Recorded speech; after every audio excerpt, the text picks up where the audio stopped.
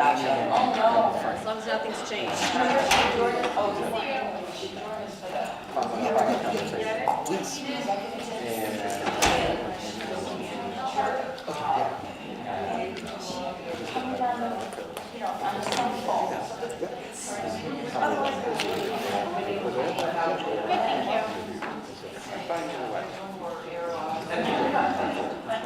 So it'll be our first meeting in February. If we can reserve, I have a lot. I have hints that give you that are good to dry out. no. And I have gum and I have mints and I have a couple ice chips. yes. All in favor? Good. The crew. Yeah. I love that. I thought you would. I said, Emily to talk with Jeremy. Hi, Barry. Good. How are you? I should put you on my text. I sent everyone's files. I'll do a group text. Do not reply all. I have a meeting. So I added Paul.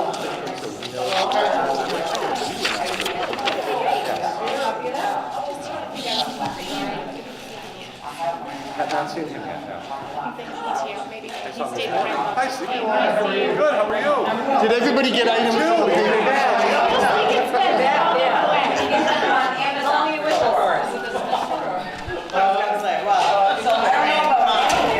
Hi, Lois. There's one packet. I'll give you a packet for Bridget. I don't want him to get one. Very good. Okay. I'm being petulant. Okay. Yes. Bridget, I think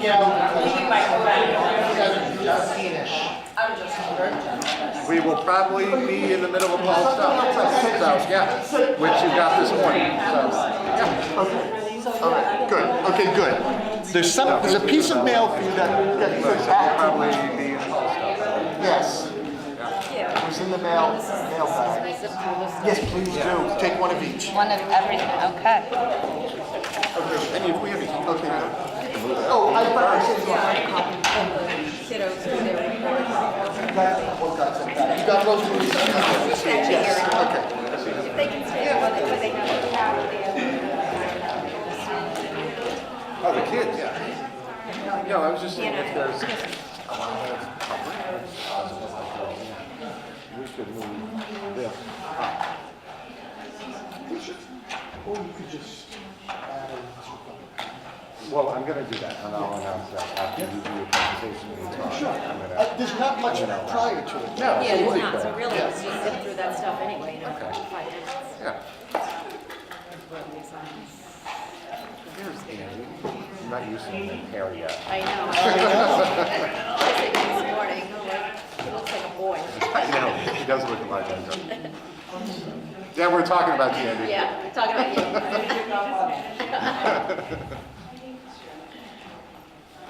you. He and Jason have a contest to see who can match Chris's hair. Oh. Nobody can match Chris's hair. Dawn. Yeah. Jason, no Jason, no Jason. You know, I thought at first that Did you get a piece of no-show? Did you get a copy? Better. I'll harass him later. Hi, Elizabeth. I'm good, how you doing? Paul, are there any, significant changes from what we saw this morning on any of this? No, there isn't. Yeah, so anything you don't want, just leave on the table, I'll add it to my collection. Because I have, meetings with teachers coming up and parents, so, yeah. And I'll get a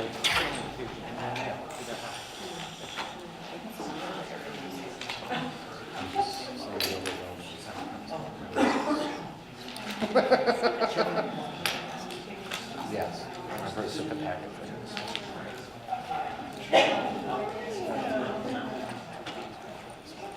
How are you today? But, and other ones that are home, correct? Yes. Hi, Karen. What do you got? More new stuff? Same as Okay. Oh, yes. Yeah, new. Is that, and do you want to give Barbara Yeah. one? Because she took some info for Kevin.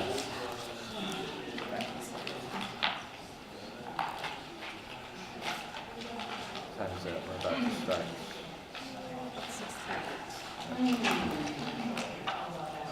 Hi, Mark.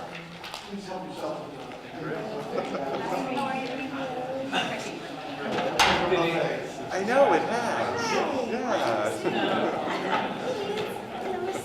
How are you? Cold? Yeah. You? I had a New Year, my kids spent my New Year's with me. Wow. Including my 26-year-old son. and his Really? aunt. Oh, nice. So we had a nice, quiet evening, the 5 of us, and it was awesome. It was great. I have them for Christmas, so not New Year's. I went to go out. It was raining. Oh, yeah. It's like 8:30. Yeah. Fell on my front porch. Oh. But it was warm out. My, on the wet, I had slate at the bottom of my steps. Slipped on the slate, my back went into the Tall tall. part. Mainly the tall part. And I'm sitting there, 8:30 flat, and I hadn't started yet. What was that, Mark? Chris is a little clumsy. Oh, ow. So I'm Did you just go back muddy, in the and I'm house? thinking, okay, what am I doing? Should I go out? Then I realized, no, I'm paying. Yeah, no, we're be driving. So I went in, took a nice hot shower, and thinking, okay, it's not too bad. No, then it hit me. I'm not going. Spent the night on Eaton Ice. Oh. Yeah. Yeah, we drove up to Avon, but stayed overnight, so. Okay, are we good? Everyone here? Lori is away, and Amanda is on her way with her great car trouble. Jeff. Oh, Yeah. sorry. So we got Jeff. We got Jeff. All right, good evening, everyone. We'll call the meeting to order. Please join me in pledge of allegiance. I pledge allegiance to the flag of the United States of America and to the republic for which it stands, one nation, under God, indivisible, with liberty and justice for all. Welcome back, everyone. Merry Christmas, Happy New Year, Happy Holidays, all the good stuff. Okay, one thing we're going to do, the main thing we have tonight is presentation from the superintendent regarding the budget. So that is down at item 8.1 in there.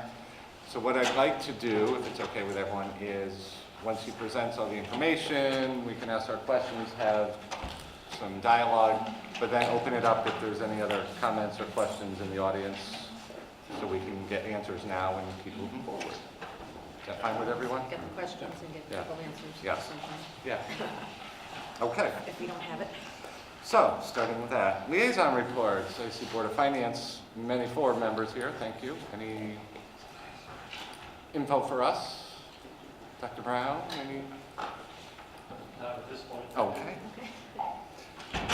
Union not here. So, we have our update from Mary, and then we'll go to the principals. Good evening. We are continuing with our curricular areas of focus. So in science, as you know, we've been working on implementing the new state-aligned next generation science standards and working on units of study at each grade level. And we are now moving into the assessment development process. So we have teachers, particularly in grades 5, 8, and 11, focused on assessment techniques for that purpose, as those are the areas that the state will assess this year. And then we'll continue to grow those practices from there. So we have some teachers heading out to some new trainings in that area. As well, we're looking at, as you'll hear in Paul's presentation, an NGSS-aligned forensics course at the high school. And so we're beginning just to explore what that would look like and how to look at planning for that for next year. And planning for next year is well underway. We begin that process now in the school, so both from a scheduling perspective as well as the high school program of studies, we have to start what is a very long process of reviewing those materials and the schedules around our use of time. But another area of major focus for us between now and May is our state assessment planning. And so we have convened our district data team to make sure that all schools are prepared and are ready for the Smarter Balanced assessment in grades 3 through 8, as well as at the high school, the SAT and the NGSS aligned assessment, which will be given in grade 11. Questions for Mary? Good. Okay. Schools, who's up? I'll go first, guys. So, Happy New Year to everybody. It's exciting to be back. At Memorial, we had our special things kick off to start the new year. We had author and illustrator Michelle Nelson Schmidt come to Memorial and hold a whole school assembly where our grade levels were able to go and listen to her story and her path to becoming an author, which was well received by all of our kids.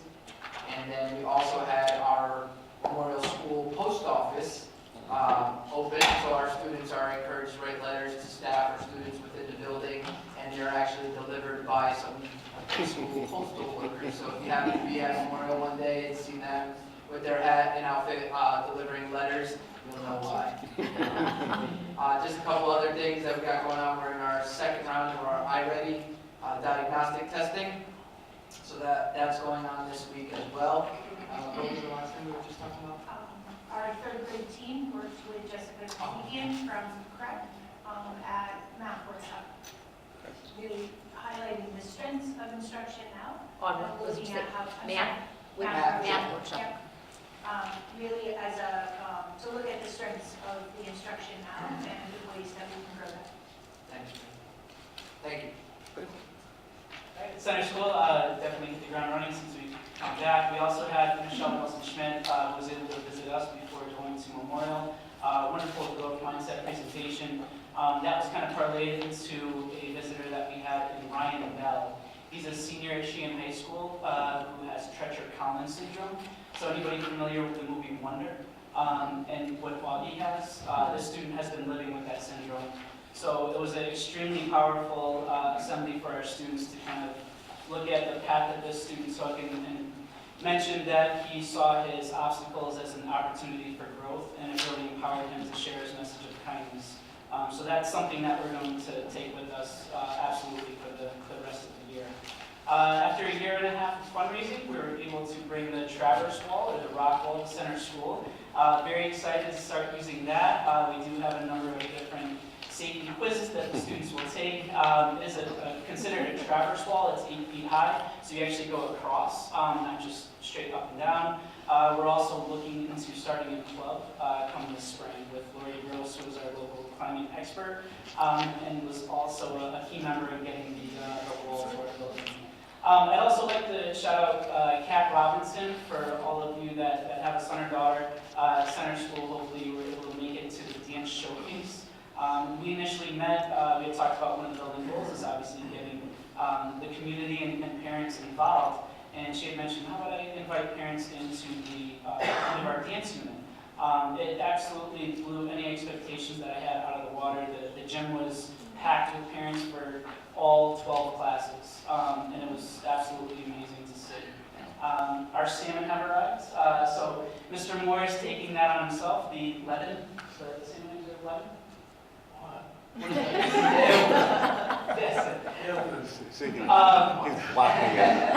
Have arrived, so they're taking the students through the life cycle of that, making sure that the water in the tank matches the water of the Salmon River, and our early April release is anticipated.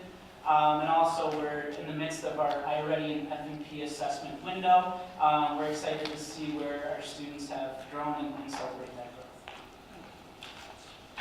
Okay, middle school, we've got a nice kind of quiet start to the new year. We're currently also in our iReady diagnostic mid-year assessments. That's going very well. Our winter athletes are kind of in mid-season form. We have ski club, which is also corresponding with winter starting, it seems like, so that starts at the end of the month. And we have our band and chorus concert this Wednesday here at the high school, so we're looking forward to supporting that. How many, sorry, do you know how many are in the ski club this year? Ballpark? Around 60. Wow. Which is a pretty good number. Yeah. Yeah, so we're looking forward to it. Then you go to the ski summit. Yep. Nice. feel like I'm in a different zip code over here. Yeah. So, at the high school, in the spirit of sharing kindness and compassion, batting me up for my comments, I'm going to dip back into December. We had a whole slew of things that I'd like to share, but certainly highlighted by an Interact Club and a toy drive and a coat drive, both of which very successful. Interact Club is, as you all know, is headed by Kristen Keska here. Business Club, headed by Kristen Dean, had a very successful food drive. And the Spanish Club, many students visited the Salvation Army Marshall House in Hartford and were able to provide a Christmas and a holiday celebration for some young folks that might not otherwise have had the opportunity to do so. We have a poetry out loud. Hey, my time's up. Yeah. So, we have a very successful thus far poetry out loud competition still going on here at the high school. It began in each individual English class. It partly culminated with grade level competitions that occurred in the middle of December, and that produced four students, one from each grade level, that they will represent their grade level at a school-wide competition that's going to be taking place at the end of the month. So many of our students have gotten into the competition, and again, as I mentioned before, very much a success. We have midterm exams happening right around the corner. They begin on Thursday, which all of our students are very excited about starting. And a couple other highlights for you. Last Wednesday, we had Chris Herron present here at the school. I'd like to take an opportunity to recognize and thank the East Hampton Prevention Partnership for that event being possible here. Chris Herron's presentation, I think, being successful. Anyone that was here, what I just shared is an understatement. In about 45 seconds, the Chris Herron story / biography is that as a young man that grew up in Fall River, Massachusetts, old textile town that ended up kind of becoming very down and out in many pockets of which. He was a high school basketball superstar, went to college, ended up playing for two schools, BC and Fresno State, where he actually got a second chance to play at Fresno State because his life and ups and downs kind of began there. Drafted by the Nuggets, ended up playing with the Celtics, and hit rock bottom on numerous occasions. And life had him see second, third, and fourth chances until eventually those chances almost ran out. He's been sober since 2008 and has been a tremendously welcome speaker at schools, colleges, and all kinds of forums throughout the country. Has done multiple TED Talks, and we had him right here in East Hampton last Wednesday. So our students received him well, faculty received him well. His message was very powerful and hit home in a variety of different ways for a variety of different folks. But I'd like to stamp that very much a success. Is one of the things I respect most about his approach and what he says, even if it's just one student, to make a difference and help make an impact, and I have a profound amount of respect for that, so that was a very good presentation. Finally, we have Bell Ringer Day, second annual Bell Ringer Day this Friday, and looking forward to that. Pardon me, it's a week from this Friday, on January 25th. Thus far, the theme is Generations of Bell Ringers, and it remains very much a secret as to what I will unveil to the student body and to the faculty on that day, but it will, it should be this. Do you have a time for that, Frank? 9 o'clock. Oh. Or time works best. No, don't ask that. Don't ask that. No, 9 o'clock is good. Thank you. Learn day. Darn. Any questions for the schools? Any schools? Okay. Moving on. Audience of citizens. We'll open it up now. Yes, sir. Yeah, Bob Hine, 19 Birchwood Road. Two things. One is maybe Mr. Smith can talk about this on his report. We got a couple emails today about the Remind thing. And I just think it sort of scratched my head a little bit about it, so if you could talk maybe just a little bit about that in a little bit. The other thing is start of the budget season. And I just hope that we will not emulate Washington, D.C. and how we behave with our friends and opponents in this process. We can disagree about the budget without being disagreeable. Passions will run fairly high for a variety of reasons, and they should. Some people should be very passionate about education, others will be very passionate about how much we pay in taxes. And they're not totally in opposition to each other, but there is some conflict. At times, we all know, And just remind everybody that none of us can walk across Lake Polk all through the summer, so we're not always right, and the other guy isn't always wrong. And we all want one thing, and that is what's best for the town and the schools overall. And keep that in mind, maybe the process can go just a tad better than it has at times in the past. Well said. Anyone else?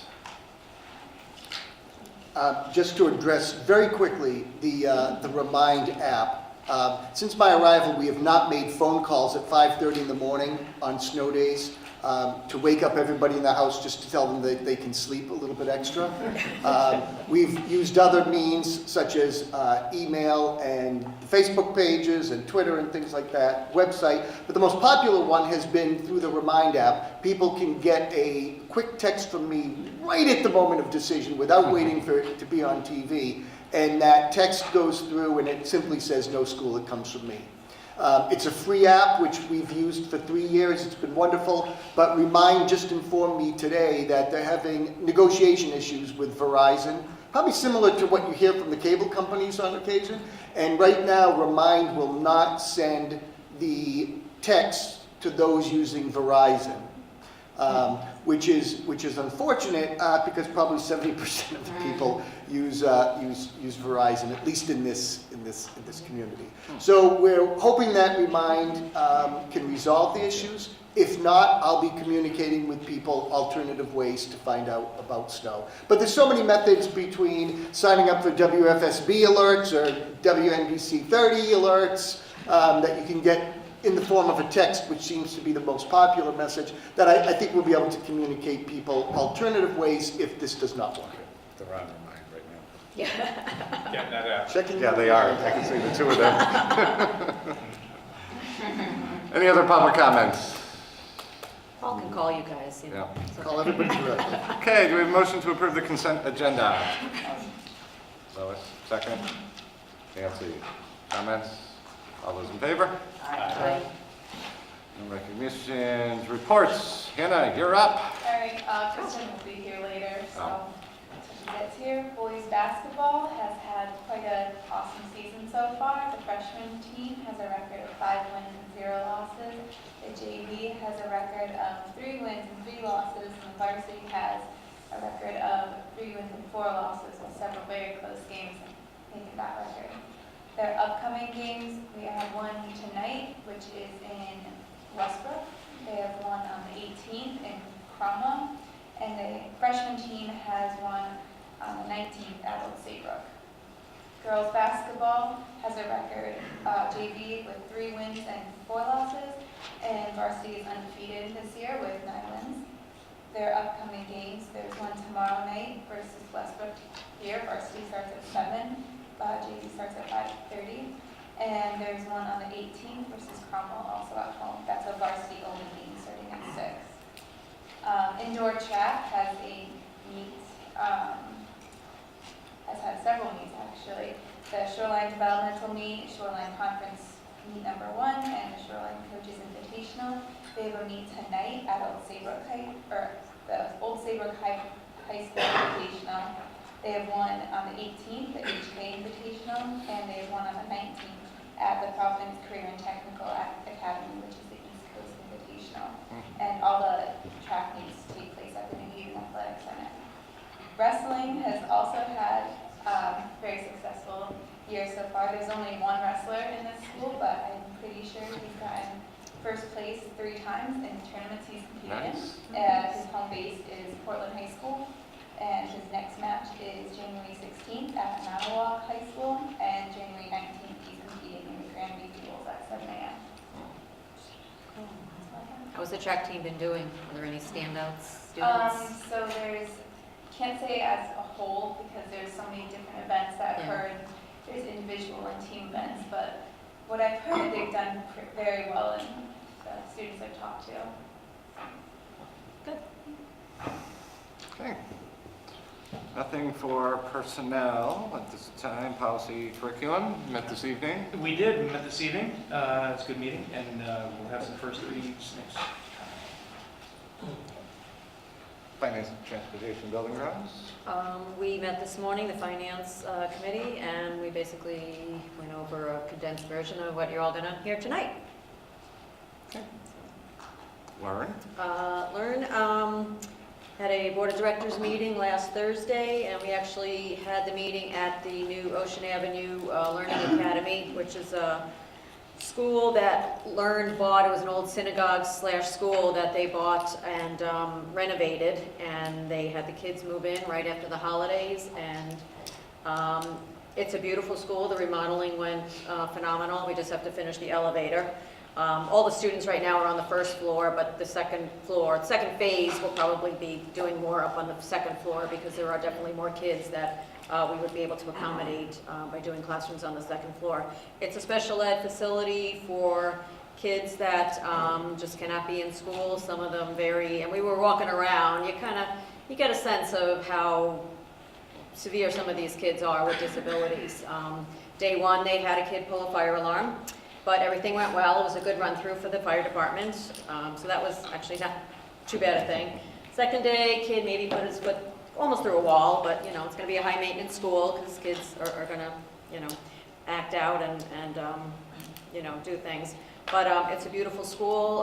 I keep saying it should be a model for the state as towns are closing elementary schools to turn some of these schools into facilities like that to save us all money, because to outplace these schools to private facilities would be way more expensive. So it's a phenomenal school. They are going to have a grand opening in March once the elevator is finished, and you will all get an invitation, and if you'd like to come on down. It's quite interesting and really nice, and they've done a great job. So that's fun. Anything on the school building? They did not meet in December. Okay. All right, so now we're going to turn it over and get our budget. Okay. Which package do you want to start with for everybody? If everybody has a copy of this, you can follow through.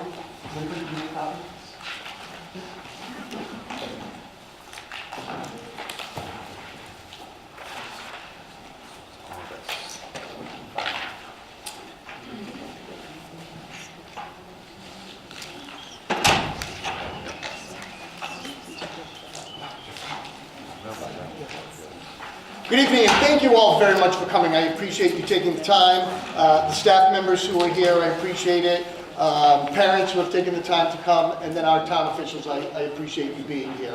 This is always an exciting night, the kickoff of the very long budget season. I'm anticipating it to be relatively painless this year, but that's my January optimism as we begin another budget process fresh. What's fascinating to me is we actually begin the process in the school in October. So as I was passing out forms and giving the dates to the administrators, we actually did not have the town budget yet. So I think budget has just become a year-round conversation and process for us. And that's not just us, that's a lot of different schools.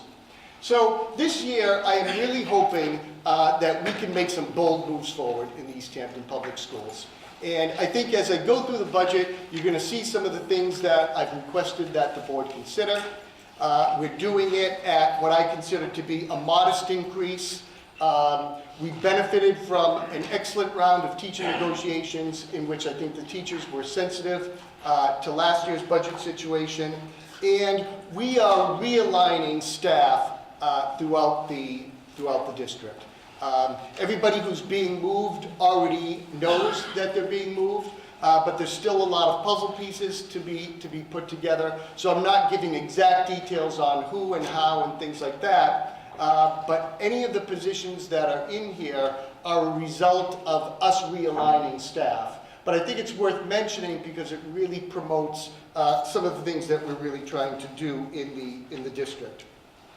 So this year, we're going to, one of the areas that I'm really hoping that we can make some big forward leaps in the STEM courses, in science, and not just courses, but programming. STEM stands for science, technology, engineering, and math.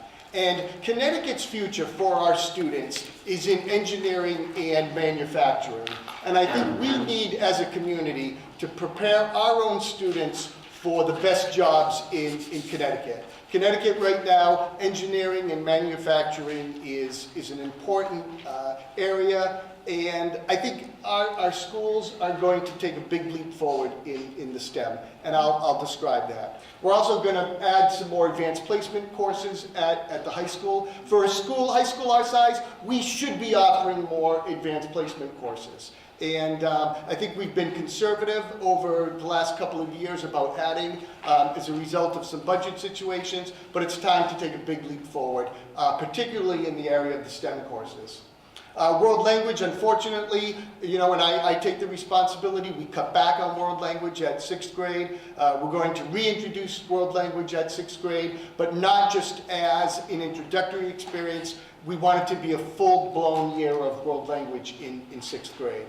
And then we have excellent exposure to the arts in the area of music and the visual arts, and we have a very good after-school theater program, and this town supports theater very well, but at the high school we're going to introduce several theater electives, a musical theater elective, and some English courses that focus on drama. So I'm excited about the direction we're taking. I'll speak to those in a little while.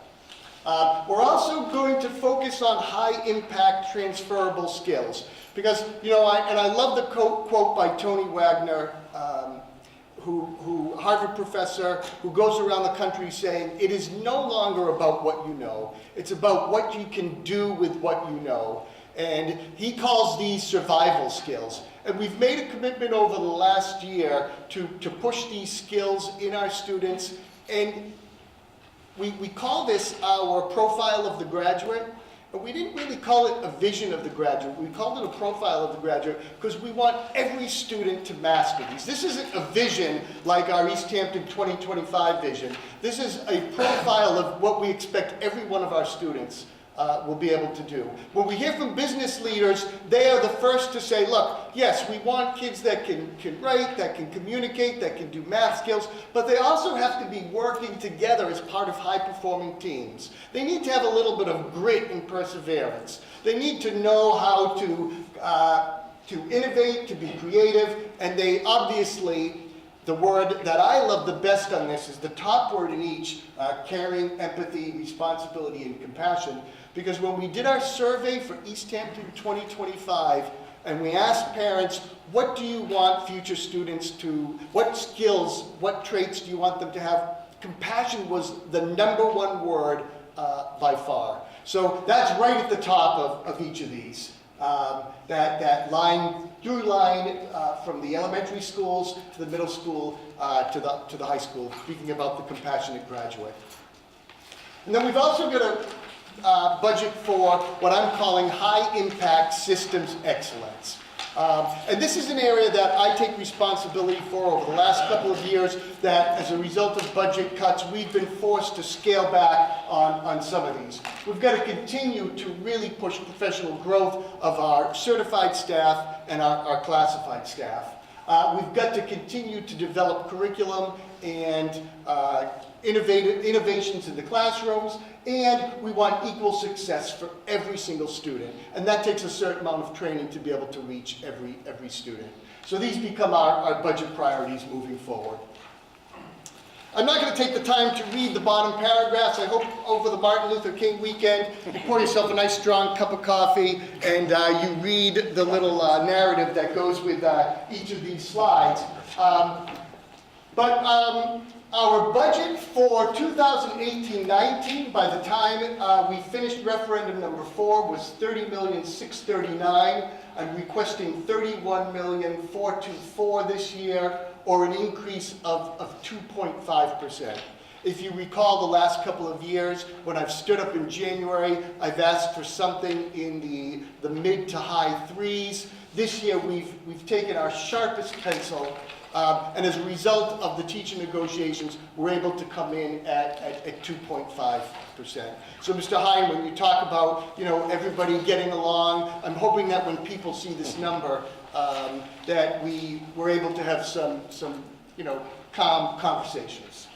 As you can see, our budgets have been all over the place. And so 2.5 kind of, if you drew a middle line through this whole thing, you'd kind of see 2.5 right through there. But I want to stress why this is possible, and this is outlined in your packet here. We completed a 3-year stipulated agreement with the teachers. Our teachers settled for the second lowest settlement out of the 60-plus communities that are in the process of negotiating. The only community that had a lower settlement was a K-8 district on the other side of the state, but our teachers settled for the lowest 3-year package.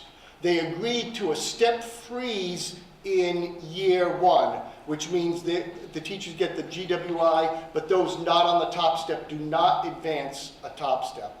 And the union also agreed to an additional step on the bottom, so we're able to hire people at a lower rate, but it takes them a little longer to get to the top step.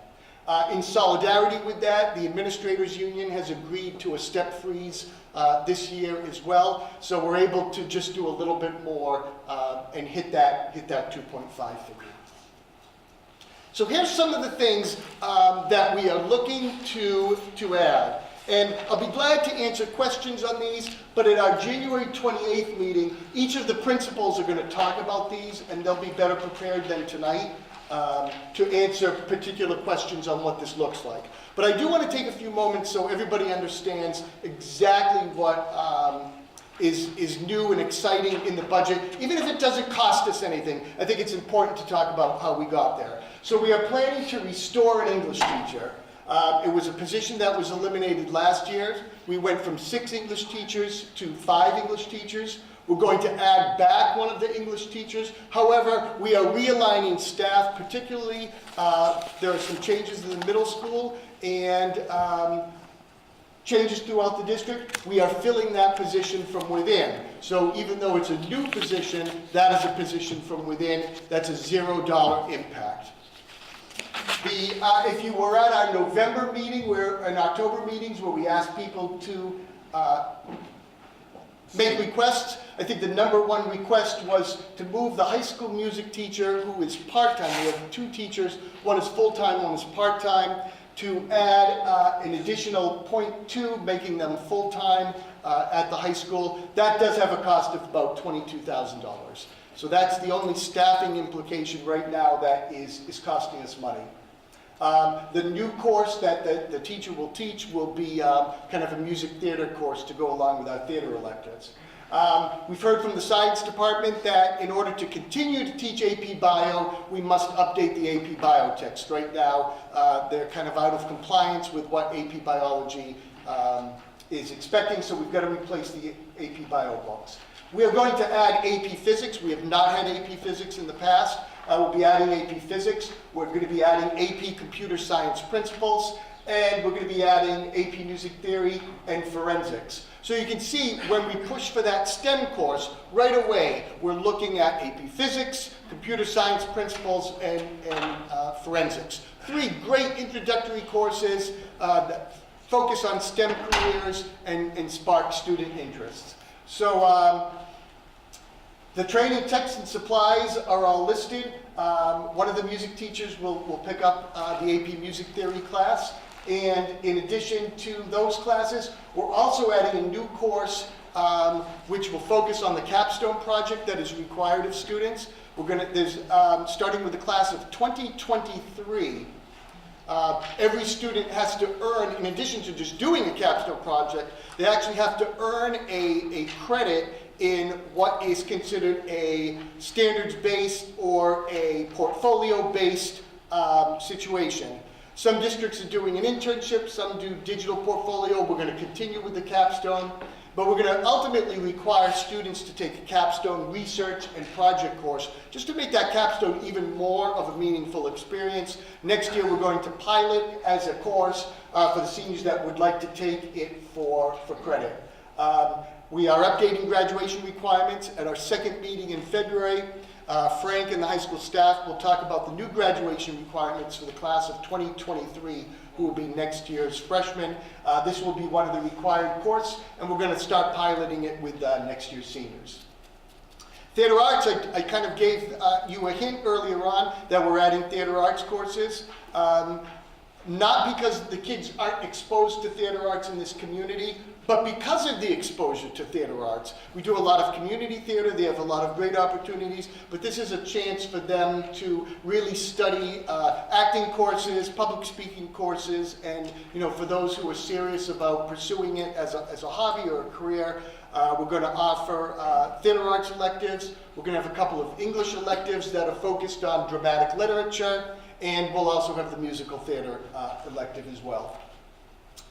One of the other groups that came in and talked in October was our football parents. Football was started as a co-op sport. In other words, we participate with East Haddam and Region 13 Coggins-Chalk High School. We have about 15 football players. When the program started, they were in a co-op with Vinyl Tech and there was one other techno school. Vinyl and, no, it was us and Vinyl. It was just us and Vinyl. It was just us and Vinyl. Right. Last year, it was just us and Yeah, Vinyl. okay. And then, yeah. So we've moved to the Coggins-Chalk, and it's about a half hour away. We don't have a good answer. Vinyl used to send a bus out to pick up our kids. Now we have them getting there, squeezing into cars and everything. It's just not a safe thing. The parents who are involved in football pay 100% of the cost of that sport, but we feel like we owe them transportation to get out there. So that's the addition. In the middle school, through staff reassignments and the 2 positions that we gained through referendum number 4, we're making some dramatic changes there as well. So at the middle school, we're going to add what we're calling a STEM coordinator. And it will be for grades 4 through 8. So 1 STEM coordinator, grades 4 through 8.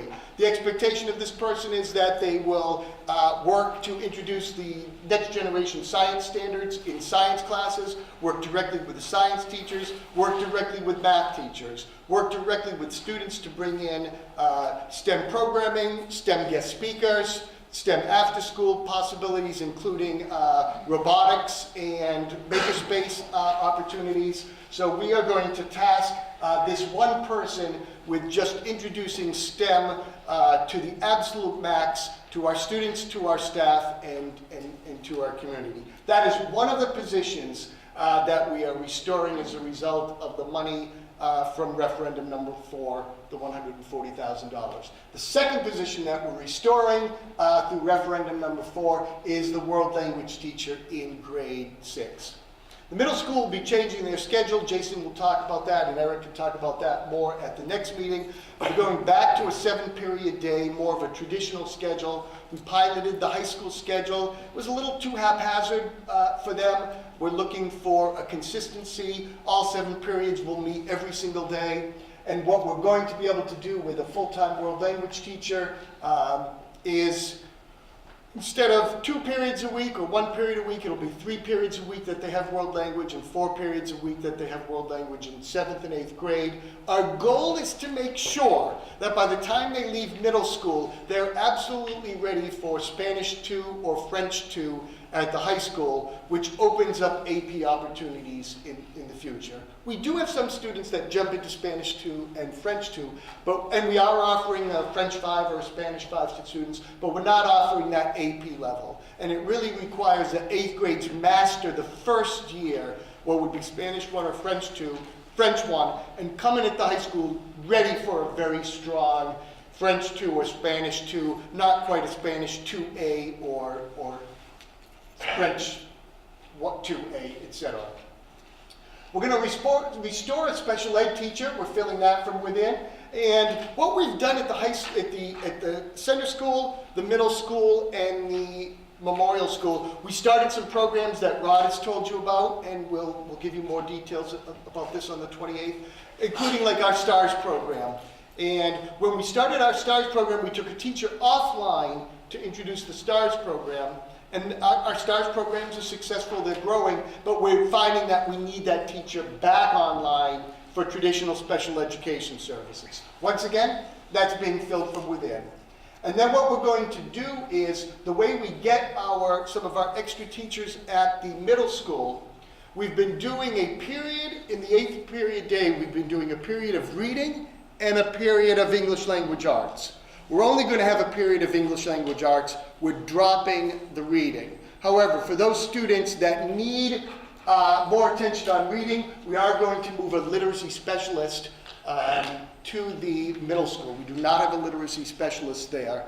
And this is a position, especially that will push into the classrooms to work with the teachers as we expand and continue to expand Readers and Writers Workshop. That we have K-5, we introduced it last year to K-6, this year we introduced it to 7-8, but that literacy specialist will make sure that our 6, 7, 8 teachers are doing Readers, Writers Workshop with fidelity, and also oversee the students that are struggling with reading. Reading doesn't go away for those students who don't need the reading support, it'll just be combined with the English language arts. We're going to push for a competitive robotics team. A school district this size, we should have an active robotics league program at the middle school and at the high school. And you know, for just a few $1,000s, that can happen in both schools. We're going to start it with our STEM push at the middle school. They already do a coding and robotics introduction there, but for those students that would like to get serious with it, it's advanced coding, it's some great opportunities to be exposed to robotics. Certainly, that's a future career interest for those students that can get involved in it at the middle school and high school. We piloted developmental guidance for 6th grade this year. We're going to continue that into next year. It's a great social emotional learning opportunity for our 6th graders as they transition into middle school. And something that we ended up adding this year as a result of 25 extra cheerleaders being involved at the middle school, we scrounged some money to make sure that we could safely offer those girls the opportunity to be in cheerleading. So we are going to add the assistant cheerleading coach at the middle school for next year. At the center school, this STEM position is not a separate position. This is the same 4 through 8. It's one STEM coordinator, grades 4 through 8. We're going to have them running all over town, making sure that they are involved in pushing those STEM activities. We're going to build a STEM coding and makerspace lab at the the center school. It'll be partially through grant funds. It'll include everything from a 3D printer to introduction to robotics. Chris will give you all the items on his wish list at the 28th meeting. And then Reflex Math here and the elementary school. It's one of the more popular programs that we do. Right now the PTO is paying for it. We're going to move it into our budget. Because we'd like the PTO to pay for some other things. It's a foundational math program on fact fluency. It's a nice partner to our Go Math program. Students have access to this 24/7. If you are the parent of a 2nd, 3rd, 4th grader, they probably love to do Reflex Math. And since they can access it at home, it's much better for them to work on that than any other computer game. I know when kids finish Go Math, the most common in their classroom, the most common request to the teacher is, can I do Reflex Math for a few moments? And it's a great program for our students. We're restoring a special ed teacher at the Memorial School. Once again, the STARS program was started there 2 years ago, and we're finding that due to the number of students with special needs, we need that traditional teacher back online. The STARS program stays, and once again, this is filled from within. The Foundation Phonics program, we were doing the spelling program called Spelling Connections by Zainer Bloser. We added that last year. We piloted it the year before. What we're finding is that the Foundations program that we're using now in grade 1 is a superior program because it really is a phonics-based program for our younger learners. Mary and I were in several classrooms for about an hour today. Joey led us on a great tour of the program that's been in place since in October.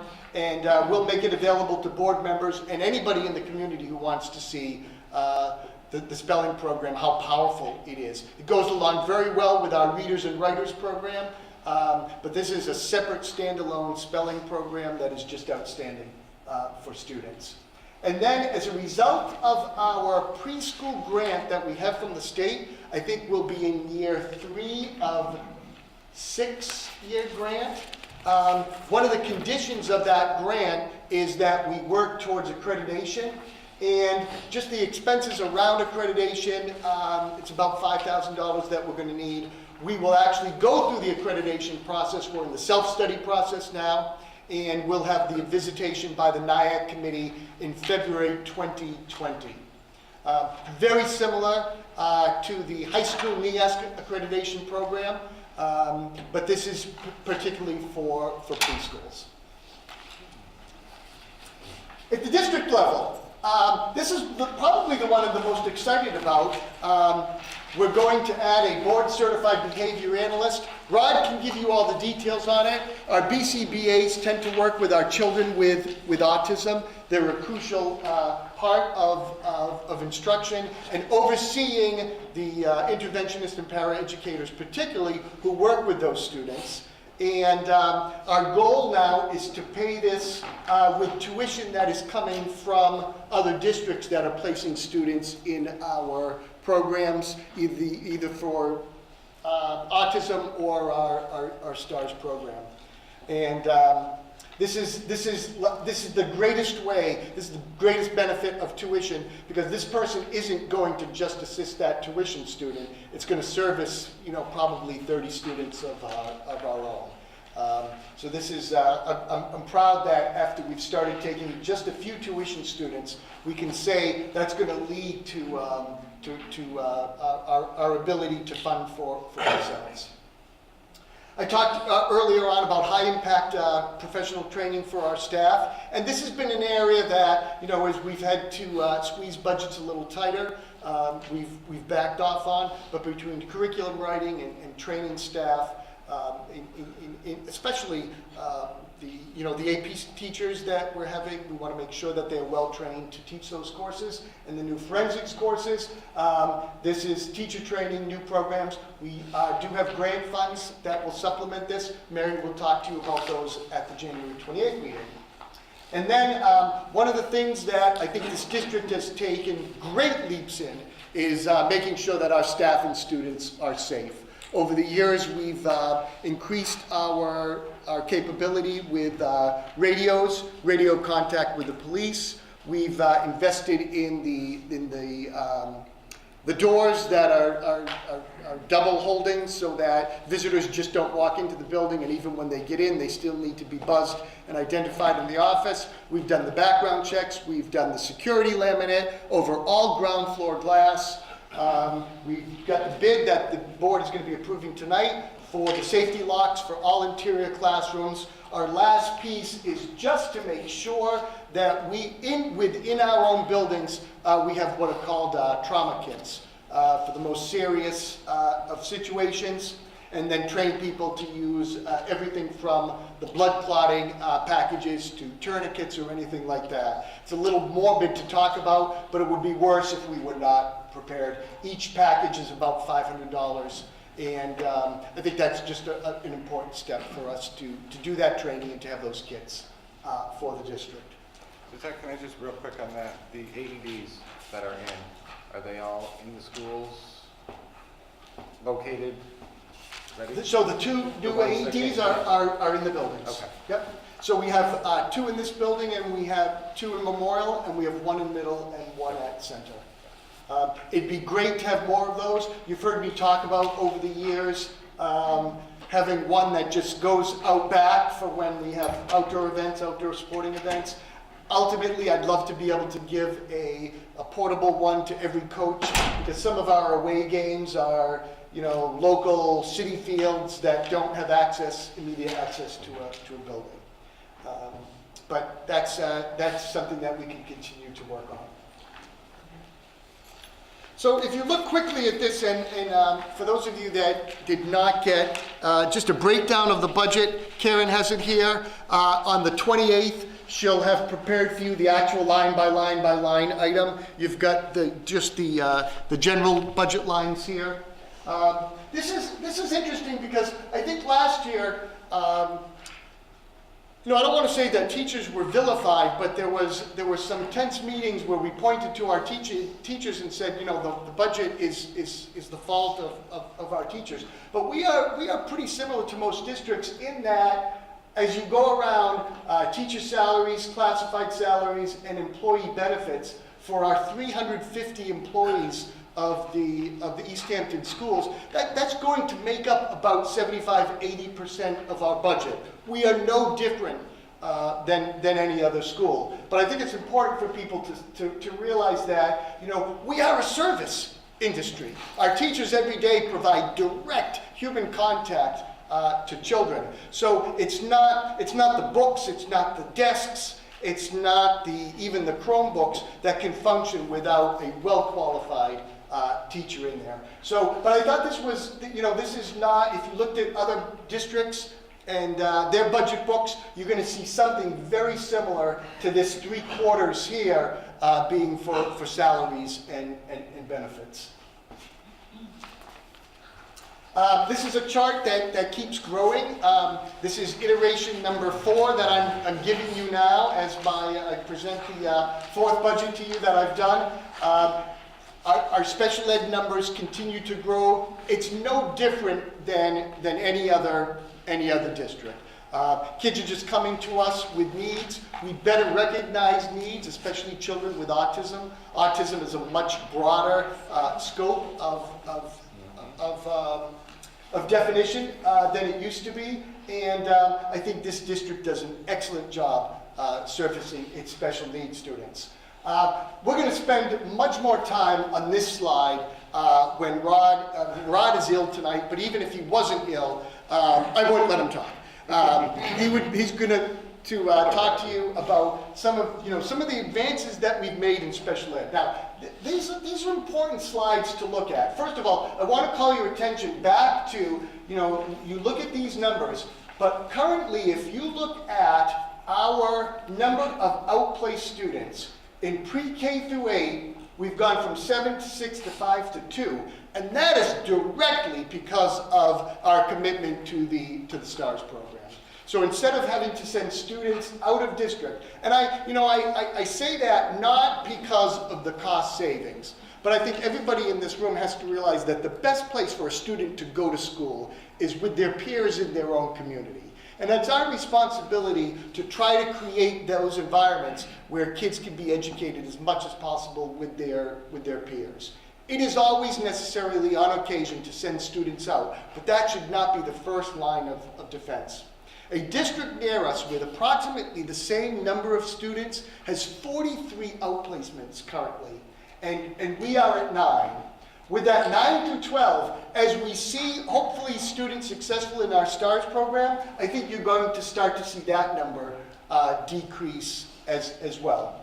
So, I'm proud for Rod because of what he's been able to do here. This is fascinating. You can see that, like anything, the cost of outside placements continue to go up.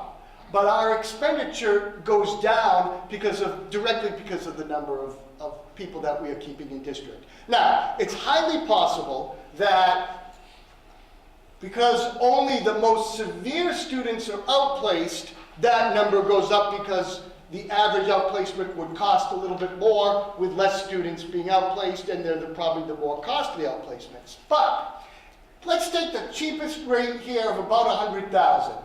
And if we added 3 or 4 more students in here at 100,000, this line would still be continuing in that direction.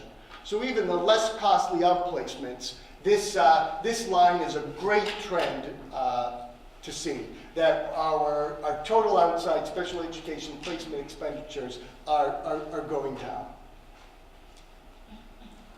enrollment is fascinating because over the 5-year term, we've had a pretty consistent enrollment of drop of about 1%.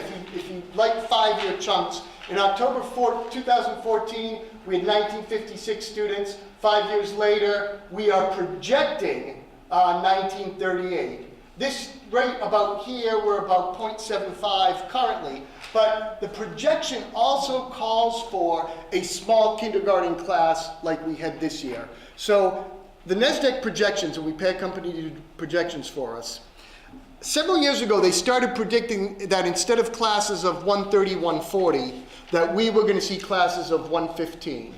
And we got 4 years of 140 in a row, basically, with a smaller, currently 4th grade that's about 130. Last year, for the first time, instead of going 140 down to about 130, 125, we jumped all the way down to 115 for this year's kindergarten class. So it'll be fascinating to see if that's just a lower birth class or that is the trend coming in. NESDEC says you're going to have another class of 115, and it's probably going to stay 115 beyond that. But until we see a couple years in a row, we're not going to be able to, know if exactly the case. With the housing starts in the community, there may be that dip, but then there likely is going to be an increase. When we look at 1.32% difference, there are communities around us that the 5-year difference has been closer to 22%, 17%, etc. So the fact that, over 5 years we're looking at about 1% of a difference isn't a dramatic increase. Unless we started seeing continuation of 115, 115. Now the superintendent was very happy that we went from 140 down to 115, because that's a nice clear cut. Instead of 7 kindergarten teachers, we could go to 6. If 140 drops to 128, it's not quite 6, but it's not quite 7. So if it's going to drop, let's keep it at the 115, because that's still a reasonably sized class. But I do have to mention one thing, a lot of misconception around as we were developing a compromise. And you'll keep in mind that we cut 8 teachers last year. People said to me, Paul, your elementary class sizes, even though you cut 8 teachers, are pretty good. If you're of the knack that the 20s are pretty good. A lot of districts around us look at 16 to 18 to 19 as being ideal for K1 and 2. We're kind of in that 20 area in 1, 2, and 3 into the mid-20s.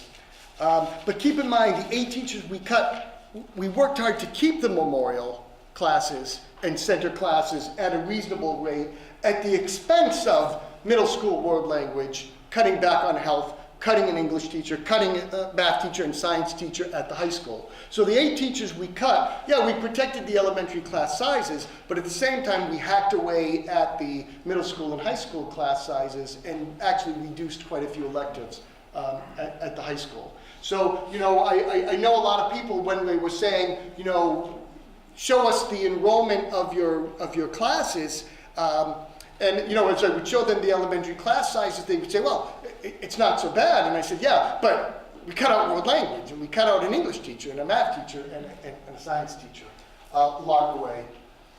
This is my yearly iteration of the per pupil expenditure.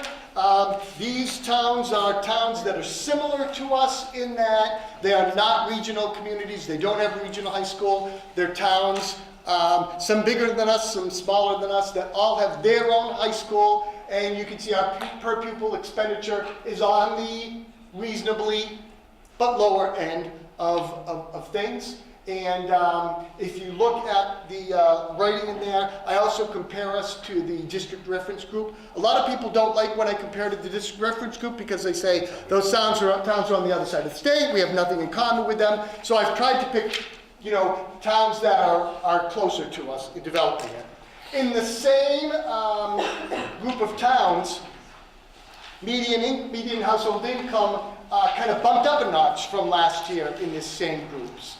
And if you look at the statistics at the bottom, I was only able to get 2016 median household incomes for these communities, but I was able to get our own household income for 2018. If you look at the bottom, in our DIRG, District Reference Group, East Hampton currently ranks 4th in per capita income, 2nd in median household income, and 1st in average household income. So, you know, this is a good tax deal for our community. The fact that we're certainly on the lower end of per pupil expenditure, and we enjoy, in relative comparison to local communities, a above average median household income. I'm not going to take a lot of time with the next couple of slides. But I think it was important for you to see the return on investment. And a lot of this, I hope you take the time to read. This community, 3 years ago when I arrived, I thought it was important that we really take the vision off the wall, which was preparing and inspiring students to be innovative, responsible, contributing members of an ever-changing global society. I thought that was great, but I said, you know, what does it mean? And so through a survey and through committee work, we came up with these 8 bullets about this is what we want the East Hampton Public School District to commit to. Keep in mind it's a vision, and that it's only 2019-20. We have 5 more years to fully realize those. But on the next several pages, you'll see how this district has already made push to make those bullets come alive.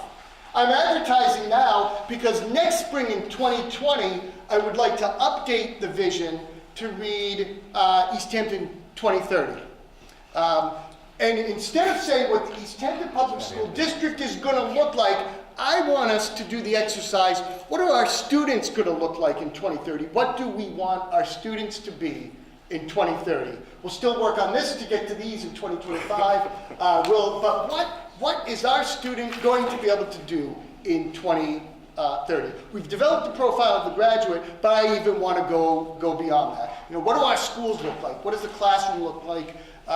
As you get into further information here with the advent of artificial intelligence, which this generation, jobs are going to be very different. The graduates of 2030 who are in our schools right now, they are going to be dealing with a very different future. And it's our responsibility to make sure that they're prepared for that. I love imagining what they're going to walk into. So, take the time to read this, please, because I took each of the bullets. The first, we pledged as a vision that our schools would promote respect by developing a culture that fosters compassion, acceptance, and positive relationships. The next year, we started our campaign on making kindness and caring common. This year, we've pushed it right out the doors and making kindness, sharing kindness and sharing compassion.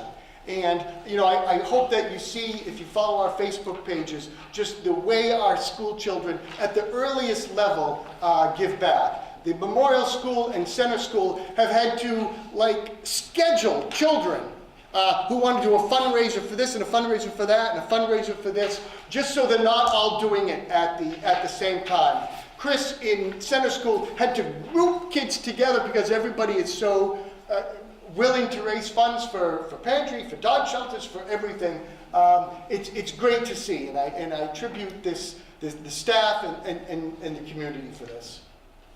Our East Hampton, bullet number 2, our East Hampton profile of the graduate is the way that we're really trying to push this, because we want students to develop their own learning, pursue their passions, and develop creativity. And I think our profile of the graduate, and now what our goal is to have a student, when they enter pre-K, begin a digital portfolio and just show the way that they're mastering all these life skills by the time they graduate. That's a nice task for us. When we talked about nurturing a growth mindset, we've really instilled in our students a positive growth mindset. And I love when elementary students in their classrooms saying, yeah, I can do this because I have a growth mindset.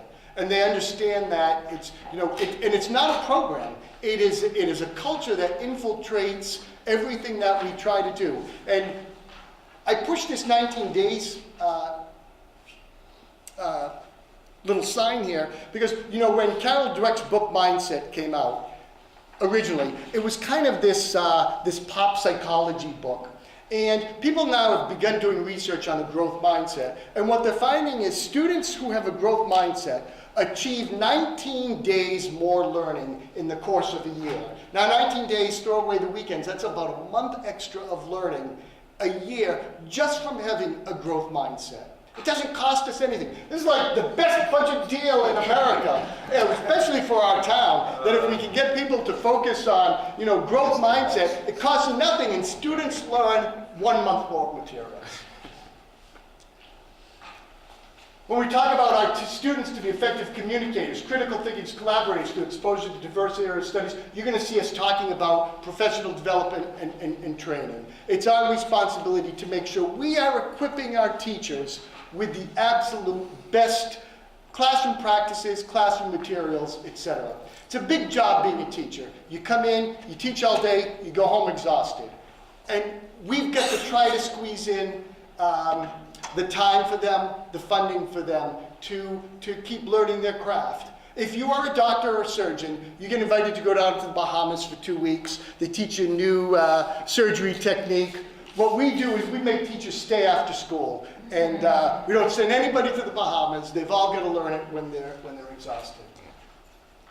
When we talk about encouraging curiosity and valuing the process and the product, some of the things that we're doing, our elementary school involved in Genius Hour, the Invention Convention at the center school, our senior capstone project. In fact, our middle school is piloting the capstone project this year. We're going to have 8th graders do a capstone. Ultimately, that will be required for all 8th graders. So they experience a capstone when they leave that building and then get ready for the high school. One of the goals at Memorial School this year is Andy is requiring every single teacher, not necessarily a Genius Hour project, but every student through their teacher's class, it will be pursuing some sort of passion project that they have time to do during the course of the day. When we look at our engaging with the community, and I gave you some samples on the handout you have, all of our buildings, one of our district goals is to really push this throughout. I won't take time to go in there. This is the slide that I really would like you to pay attention to.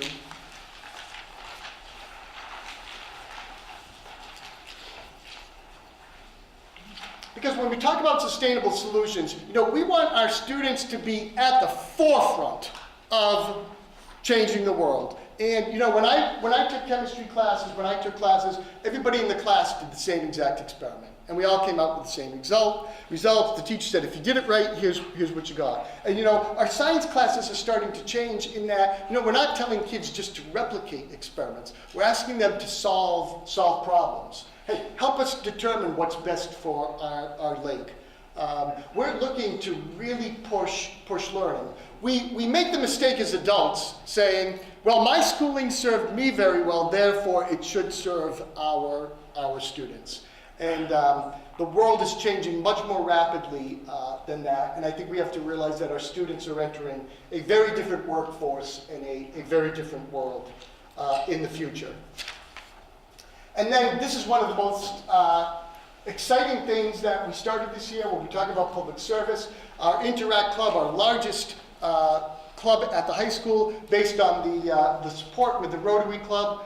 There's now an Early Act Club based on the same model at the middle school. I think it may well be their largest club at this point as well. So when you look on just very briefly on our return on investment, East Hampton 2025, it needs to be our North Star as we move forward, and I think we've been fairly committed to that. Here's the statement that I think we have to keep in mind as adults, as parents, as town officials, that the world is going to be very different for the class of 2030. They're in our schools. I think grade 1 is 2030. I know I have it in here. 2025 is, forget it. We can already see them on the horizon. But 2030, they're in grade 1, and I urge you to Google the class of 2030 in Life Ready Learning by Microsoft and the McKinsey Company, and just read some of the information there. They're saying that, We talk about artificial intelligence like it's something of the future. In 2030, our students will be dealing with that as a career substitute or pushing them out of the way. And then, I talked about engineering and manufacturing. I think the best thing that we can do as a district, and I think we're well balanced in this year's budget, is pushing STEM, but we're also pushing the arts. We're restoring teachers. We're making a commitment to world language. I'm more excited about this budget because usually about this time I stand up and say, all right, we're going to have to deal with a large health insurance increase, or we're going to deal with large special ed insurance increase, and other situations. I think we are at the point where we may just be able to grasp a nice breath of air and move the district forward in some remarkable ways. I hope that I'd be glad to answer questions. I don't want to put the principals necessarily on the spot because it's going to be their show and Mary's show on the 28th, where we kind of go through in some detail. Karen will be prepared to go line by line with you over the next 3 meetings. Obviously on February 25th, Monday, February 25th. I know the cover has the wrong date. The copy that goes out in email to everybody will have the right date. But on Monday, February 25th, our board has to vote on a budget and send it to the town. So we have it there by March 1. So I think that our budget meetings should be exciting this year. Like I said, Karen will go through the line by line over the next 3 meetings, and principals will be prepared to talk about my recommendations as we move forward. Okay, we're going to pause you there. Pause me there. Pause you there.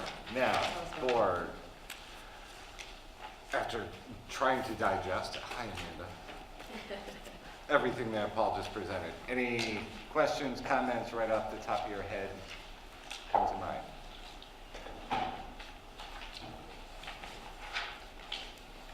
Mark does. I would like to echo Paul's last statement, that we spent so much time really talking about the accounting for stuff over the last few years, and how are we going to handle this and that, and what encourages me about this is we're really talking more about instruction of students. And if I had to pick one page that I think is most exciting for me is the high school section where you're talking about the advanced placement. I think that's fantastic. And it really is focused on the instruction of students. It's what we ought to be talking about all the time as board of ed. And just to carry on that, if you look at each school, that's the theme for each school. Yeah. Right. That's where schools are going, or the best schools are going, adding the STEAM, because the A, the A for arts, and I think we're doing that along with, I belong to the Middlesex Chamber Group with the Business Education Committee, and that's all we talk about, is how the need for kids and students to go into manufacturing, to investigate these high-tech jobs that are well-paying, and how to get them there, particularly females, and the chamber could probably be of service by helping to bring people in to talk to kids, and certainly the career fair that we do. Well, the exciting part of the manufacturing thing is it can be college degree or non-college degree. Right, they will And anything that we can do to prepare students to walk out and get some of those positions. I think you had one of the last pages somewhere in here, you talked about all the, it was in one of your things, all the different companies that are, hiring thousands of people, over the next 10 years, and that's when our little first graders will be Right, that's in graduating. the second. The second, okay, yeah, it was in one of these I saw, but yeah. So it is very exciting to see us really moving in that direction where, we've been kind of pushing for years. So. Nancy? Yeah, I agree. This is very exciting to me to see these new options for our students that should be available to them, frankly, and to see fairly low cost associated with each. Just looking at the AP classes, for $2,000, you're offering these kids enormous opportunity and something that really is very valuable to them. So it looks.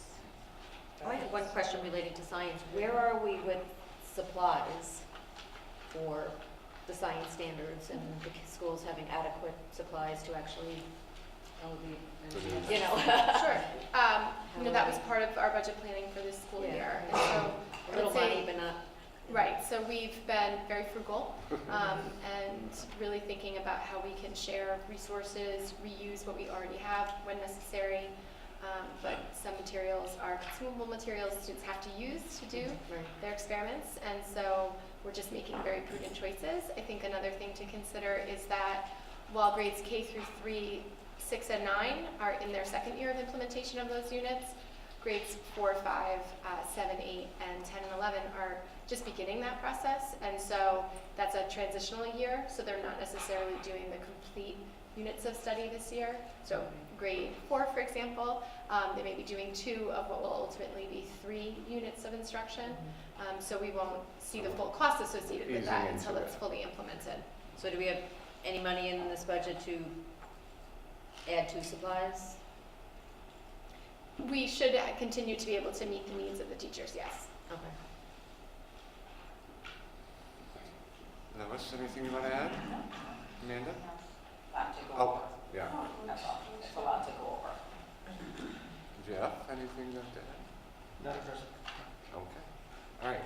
So let's open up. First, schools. Do anything you want to add to what Paul presented? I know in a couple weeks you're giving all the details, but any highlights you want to throw in at anything that we just received? Okay. So then we will open it up. Yeah, okay. Yeah. I just want to say thank you for getting us new biology textbooks. We need them. We're both taking that class, and they're very out of date. Yeah. It'll be nice for the students who will continue to take AP Bio.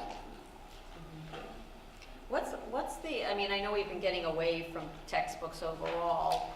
How many textbooks do you actually use, but are your classes gearing more towards just online resources and smaller resources than here's your book for this class kind of thing? I mean, how do you guys perceive it?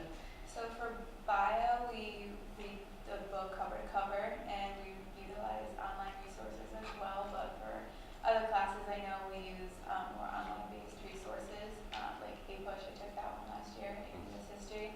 We used the textbook and online resources, so it just depends on the course content that we have. It's kind of a combination then. Yes. Yeah. Yeah, I think that's a credit to the teachers who spend a lot of time really carefully editing and curating those collections for their instruction. Textbook companies are moving more and more towards more of a hybrid model. So for example, AP Bio, the example that they gave, because that textbook is so old, it wouldn't have necessarily come with an online subscription component, but we're seeing that more and more. That textbook companies want to give a blended learning experience. A condensed book with the online. And that way they can update the subscription materials so that you're getting more current information, whether it's a history course that's referencing modern events or geographic information as political maps are changing. And so that's a way for them to offset that. And we see that all the way down to the elementary level, where a lot of our instructional packages include that online learning component for students. Is there anywhere where we're just doing away with a textbook altogether because there's so much online resources? Like, well, we never have to buy a textbook for this X class again because it's just all online, or? That would work if our Wi-Fi worked all the time. No. It doesn't. I think the model is changing. Yeah. Textbooks aren't necessarily going away, but they're becoming digital. Yeah. Amanda, you have a question? Well, I was just thinking that what are we doing to address health? Because I know you said you had to cut back on health, and when we look at just mental health needs are becoming a real need, and vaping is it's just growing exponentially as an issue. And health really is kind of, if you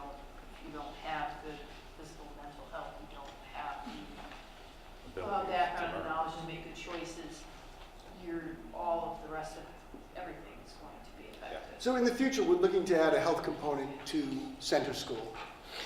We have a teacher that's, the new PE teacher is finishing her certification in health.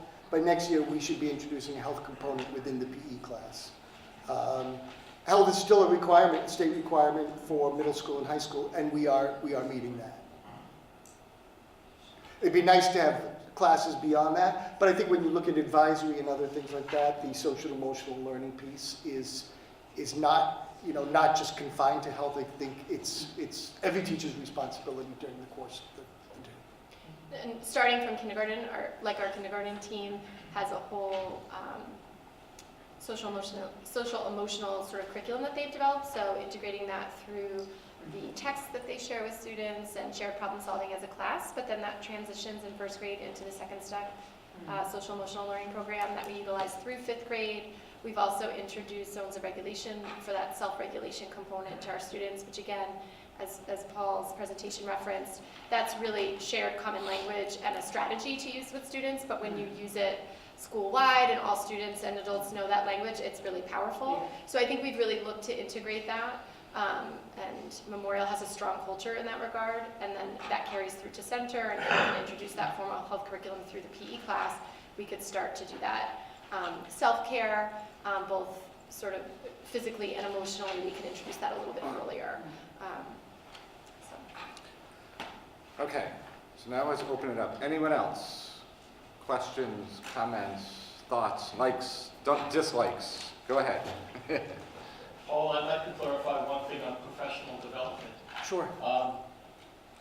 After 35 years in the healthcare field, any professional development, continuing education is nearly entirely out of one's own pocket. Sure, and I just used that as an example. I didn't mean to. Exactly the same. Sure. The teaching profession enjoys a remarkable perk that they're so supported that they have the time and the finances to support their professional development. This is not found in other professions, at least in the healthcare field or the legal field that I'm familiar with. So it is a unique position that they're in. Sure. So I just wanted to clarify. And I didn't mean that as a slam to anybody in the healthcare profession. I meant more I just wanted to clarify the impression. I meant more of our own commitment as a district, because you're right, it is the expectation of the education field that you educate the professionals. And we have a lot of teachers that if we can't afford the professional development, they will pay for it themselves.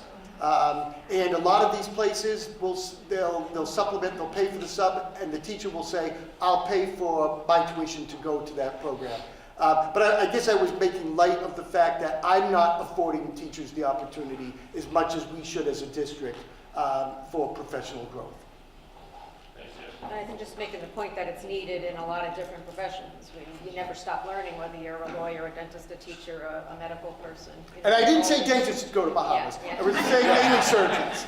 But the point is, it's needed. We've been cutting back on it, year after year after year. And with all the new things that have come in with new standards and, specific requirements for state legislation for teachers. And the thing is, as a district, we want some control over what the teachers are doing professional development, so it works with our goals. And now if you can't, just everybody goes their own way, it might not be beneficial to anybody in the end. So, the district has to have a certain amount of control over what teachers are doing. That is your responsibility, to stay on top of your skills and advances in the field. That is professional. And I think one of the most popular professional growth, especially with our Readers and Writers Workshop, we'll have teachers that will go down to New York City for the day on Saturdays to be trained directly from Teachers College where the program initiated. And typically that's been on their own expense to get there, and their lunch and everything like that. There's a minimal fee to participate in it, but we haven't assisted teachers necessarily in getting there. Can I get back? Yeah? Okay, go ahead, Mike. Okay, up in the state capitol, the circus is back in session. And one of the things that the Democratic legislatures who have a substantial majority this time are talking about pushing is an increase in the minimum wage to the $15 range. Would that have much of an impact on our budget You know, again, I know the teachers are beyond $50 an hour, but there's a whole bunch of other people that don't, I don't know what their salaries are, I don't have any effect on that. We'd have to, Well, we're going to, I was planning to quantify that. It will have an impact on a lot of our part-time employees. But the timing of that is so uncertain at this point. Yeah. And you don't know if it will be 15 either, it might be 12, who knows? But thank you. yeah. Thank you. Amanda? Well, just with regard to professional development, as you're saying, if you have a vision for what you want, and you want people trained in whatever, you want them to do foundations the proper way, and they need training on that. You can't say, this is the training I want you to do, and you're going to have to pay for it. And I think that while there are professional development opportunities in education, in the medical field, that are sponsored, like if you were going in the medical field for professional development and it's sponsored by a drug company, you're getting their version of it. Yeah. you know, where yes, there are free. I wasn't trying to pick on the medical field. You brought over can of worms here. It's getting hot in here. No, I'm just making the point that if you're getting professional development that Engineers. Hold on. if it's sponsored by or funded by somebody, regardless of the field, yeah. you're getting, they are selling something. Yes. And so while it may be quality stuff, they're sponsoring because they're selling something. Yeah. And so, you know, you want to be a wise consumer of, you know, yes, you can avail yourself of some of that, but if you're leaving yourself just to that. The reality is, it's not unique to the teaching field at all. No. I mean, employers pay for their employees to get professional development. You call it whatever you want, certifications, conferences, whatever the case may be. It's paid for by the employer because it gives them better employees. It happens at work. I don't pay for it. Mary, you wanted to comment? Yeah, I think just to add to that understanding of how it plays out for teachers as sort of the resident liaison with the Connecticut State Board of Education and State Department of Ed, we as teachers have in-house district training towards district-based initiatives, but teachers do need to maintain their certification and meet the guidelines of certification at their own expense and on their own time, which includes graduate coursework, and there's a lot that they do outside of their teaching day and any time within the district to pursue that, and they can't maintain. And that's their responsibility. That's their responsibility. It's at their cost, and they can't maintain their certification without it. So I think there's sort of two sides to that in terms of how they maintain their professional credentials. So we're going to move away from Training. professional development. How's that? Any other topics, questions, comments, thoughts? Anybody? What is our outlook on medical insurance and benefits for next year? We won't have the exact figure likely until May 1. At this point, we've put in an increase 5%? of 5. 6%. On today's enrollment. 6% of today's enrollment. So it's a 5% increase overall, but it's a 6% increase we've accounted for. Last year, we had about a 3-ish, 4. The state has said it could be anywhere up to 8. I hate to just put money where it's not needed. We've marked 6. If it is higher, then in May, when we find out after the budget's passed, I'd have to reallocate some funds and make some decisions then. I think that's when I use the word aggressive assumptions in red bold, that's one of the aggressive assumptions that I've made. Okay, so 2 weeks. Next meeting is when we'll have breakdown and more detail of everything. So look through this info, questions, ideas, because then it's basically just February before we have to decide. Okay, thank you. Next, the current budget update. If you take a look at this may be small for you to see. I don't know if people can see that well. I have a handout on the table. I just wanted to be able to answer the question to our community on how the $140,000 was spent. Because that was approved in October, and obviously through the hiring process and then deciding exactly how we were going to use that. At some public meetings, a couple town officials even said, well, you may be able to hire 3 people if they're half-year hires, etc. You have my notes from the budget presentation saying that next year the 2 positions will be a STEM coordinator and the world language restoration. This year, what we've done is we've hired a grade K1 remedial math and language person who began on January 2. We hired a middle school special education teacher who began on January 2. And we've hired a high school English teacher who will begin the 2nd semester. His start date will be January 24th.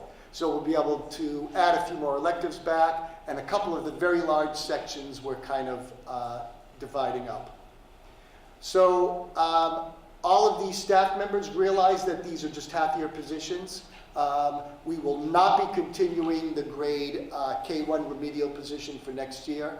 The middle school special education is a position that's done through reassignment through my budget.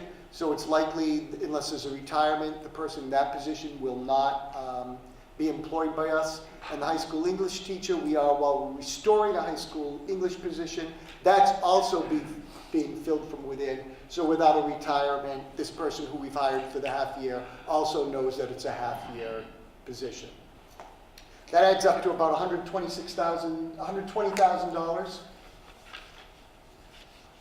And one of the things that we had to do this year was with the number of special ed students, we needed an additional school psychologist. We had to move around some funding to support that, but it's nice to be able to offset that new position with just a little bit of that money. We didn't have enough to hire a 4th position.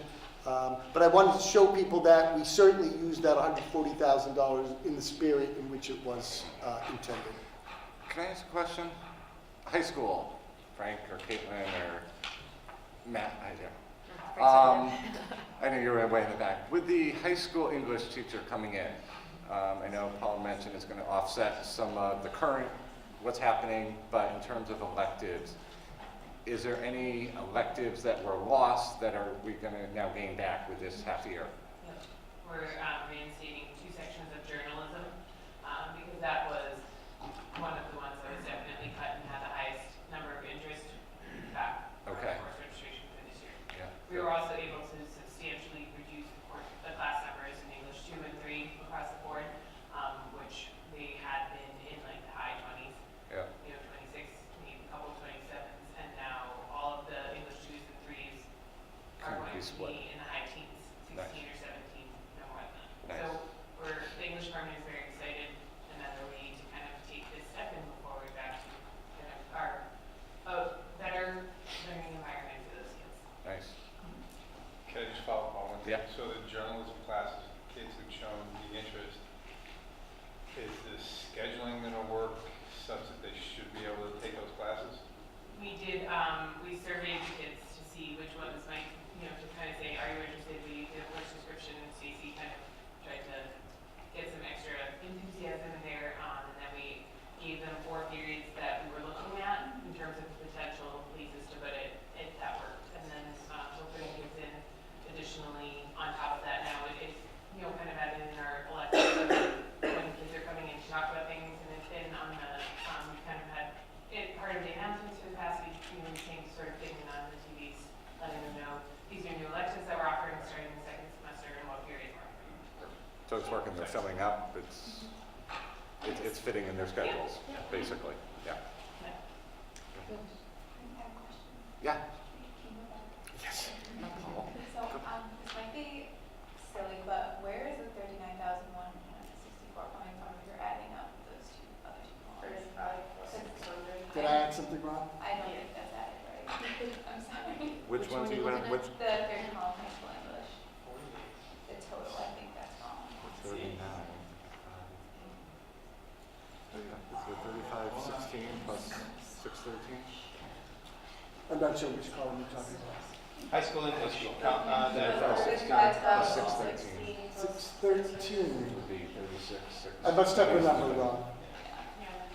Maybe Karen can check that as we move forward, but We'll give you an I update at the next meeting. pointed it out, thank you. Good job. I recopied Karen's information. Oh, yeah. No, I'm blaming me that I recopied it wrong. I'm sure she has the right figure. When I said I recopied her information, I meant I removed numbers around that. Okay, Hannah, good. Are you planning on majoring in finance? Well, you should now. Forensic accounting? Look at Mark's all excited. Oh, yes. Master edition. See the difference? Yeah, something doesn't. Okay, so we'll move on. We'll get back to that. Thank you for pointing that out, I think. Capital update. Paul, we're moving ahead on that. You bother me all night. No, capital update. All right. You want it, Mark? You want to jump in? Right. Mark is going to talk about capital. He's got it. It's all his. So the capital committee, I think we met 4 times over the span of the last few months. For those of you who don't know, the capital committee is made up of 2 members of the town council, 2 members of the board of finance, and 1 member of the board of ed, which happened to be me. So I thank the other 4 members for putting up with me for those meetings. So we go through, we listen to each of the departments, make a case for their capital needs, ask questions, inquire about why they need it and what's critical about those components that they're asking for. The town manager then fills in his role and goes through all the needs and presents his recommendation to us that we then act on. Relative to the Board of Ed, the town manager forwarded all of the requests that the Board of Ed had made to the capital committee, with one exception, was the component that was for the Chromebooks. They did not take the exact number that was recommended, but they did, the town manager did select a number that was in the range that the Board of Ed had presented to the capital committee. So the number that was forwarded and that the capital committee approved to recommend to the Board of Finance, which is the next step in the process, was within the range that the Board of Education was looking for.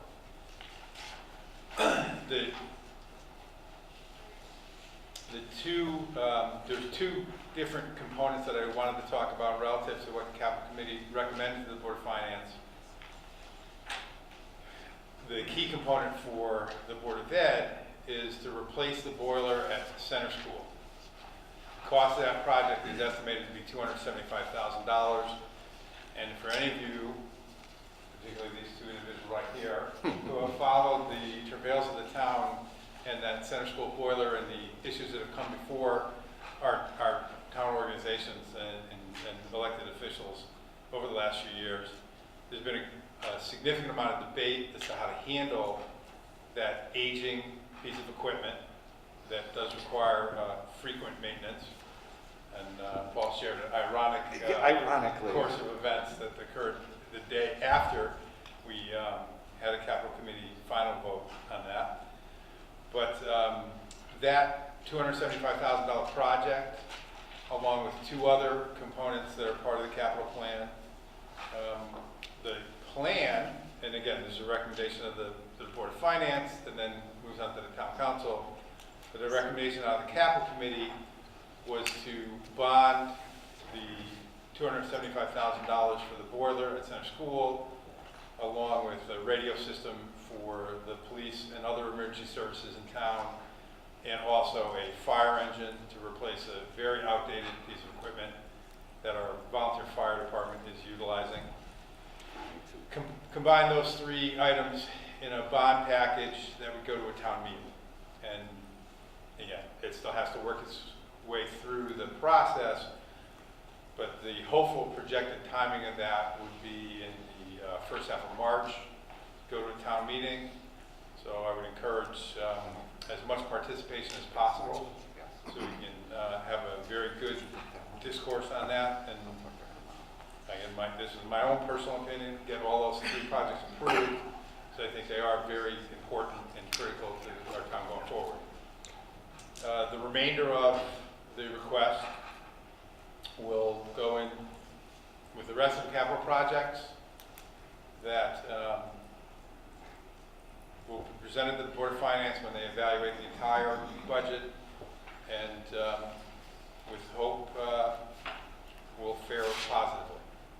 But obviously we're going to have to, the Board of Finance has to, and I know that role well, evaluate the entire requirements for the entire town and weigh things and make a decision that they consider to be prudent.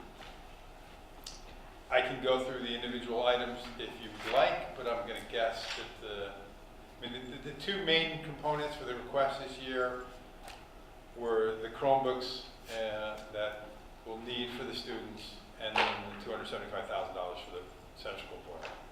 The items that are elsewhere in the capital request are important as well, but of the smaller dollar amount individually. With that, if there's any questions. Questions for Mark? Darn. Good job. So yeah, the ironic story was, so the last Wednesday was the last capital committee meeting. Thursday morning, center school boiler went. Water shooting out of it, no heat when Thursday morning. So they were able to, knock on wood, temporarily fix it, and think we can get through if this all goes as planned. Hopefully by the summer, we can get the replacement done. So we're hoping. Okay, no other questions? Good. We have the policy statements in the packet from the town council. This was forwarded to me by the town manager last week. So as you go through looking at our budget closely, you can keep the town council policy statement on one side, and we'll revisit that during our next couple of meetings. And then final of this category is our discussion on the abatement ordinance. Before we do that, since I have the clicker, I want to go back to this. I apologize. Really. Chris, you should have taken the clicker away from him. Yeah. It's like trying to take coffee away from them. I just want to explain. We actually finished the hiring of the gentleman who's teaching English. I had a placeholder salary in there. The final column is correct. It's the salary and the other that need to be boosted up. Hannah, from now I'm going to let you edit all my material. But that final column is correct. I just kind of had a placeholder until we settled and agreed on a starting date, etc. So I fixed the last column, and unfortunately column 1 and 2 are incorrect. Do you feel better? I feel much better. I wasn't going to sleep until I figured that out. Then we can move on. Moving on. James Olson is here from the East Hampton Prevention Partnership and some of his fellow board members. And I think this is, I appreciate Elizabeth Regan putting this story on the front page of the River East. For those of you that didn't get to read it, please take a copy. What you need to understand is that vaping, while it is designed to wean cigarette smokers off cigarettes, delivers a very high dose of nicotine, especially using Juul, the electronic product that looks similar to a jump drive.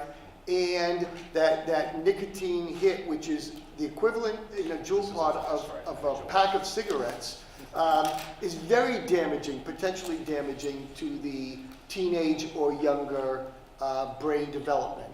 What's alarming is that in 1 year's time, the amount of high school students vaping has doubled in just 1 year's time. If you look at newspapers now, Jewel has a very high-profile marketing.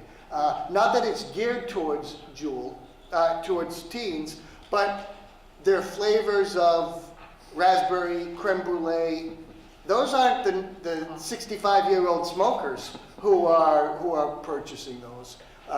So I think that, you know, like any community, like any school district, for us not to do something about this or to at least raise parents' concern over the next several updates, I'm asking parents, I'm putting materials out for parents to read so that they understand. 63% of Juul users don't even understand that there's nicotine. It's not just weaning yourself off cigarettes, you're weaning yourself off some of the most damaging chemicals perhaps, but the most addictive chemical is still there. And I think that's dangerous to our young students. You know, Frank and I were having a discussion, and it would be hard to imagine a student being able to light up a whole pack of cigarettes in his room over the course of an hour and the parents not know what's going on. But you could get through a Juul pod pretty quickly. And you walk in and your room smells like you just put lip gloss on or something like that. This is what the Juul product looks like. It's hard for school officials even because we have so many junk drives around and so many little products like this that, you know, unless we catch students in the bathroom using Juul. Mr. Warner is looking at these products. I think he's got a desk full of them right now. No.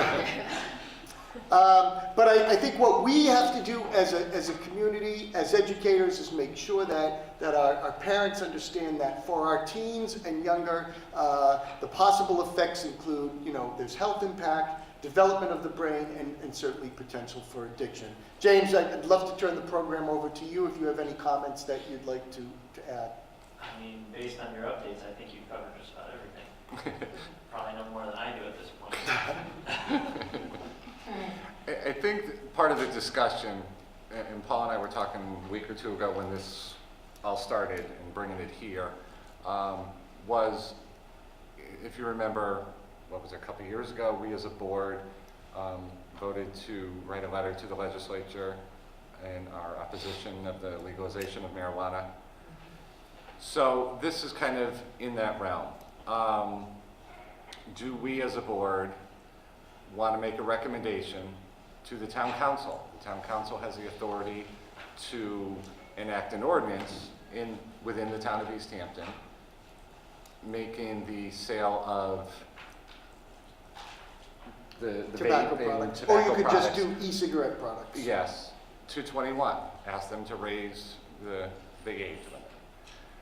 It is coming up in the legislature. I know Bob talked about it. It is on the agenda this year as a statewide initiative.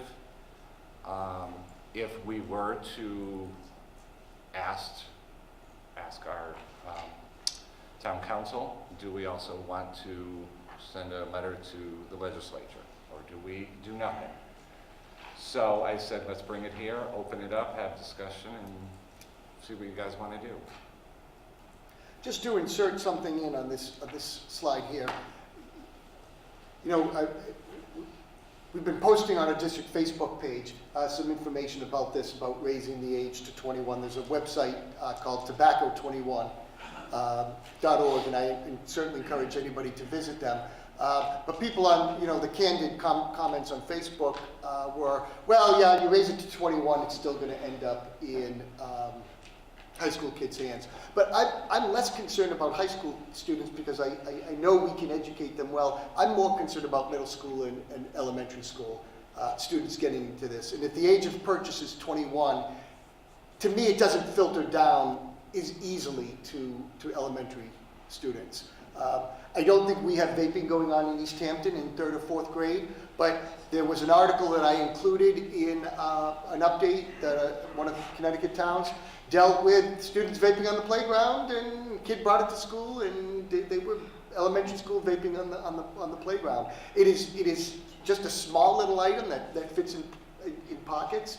If you didn't know what to look for, it would be very easy for parents especially not to even know what kids are doing. And I think that's part of our responsibility as educators, is to spread this information and hopefully at home parents are asking their children, are you vaping upstairs?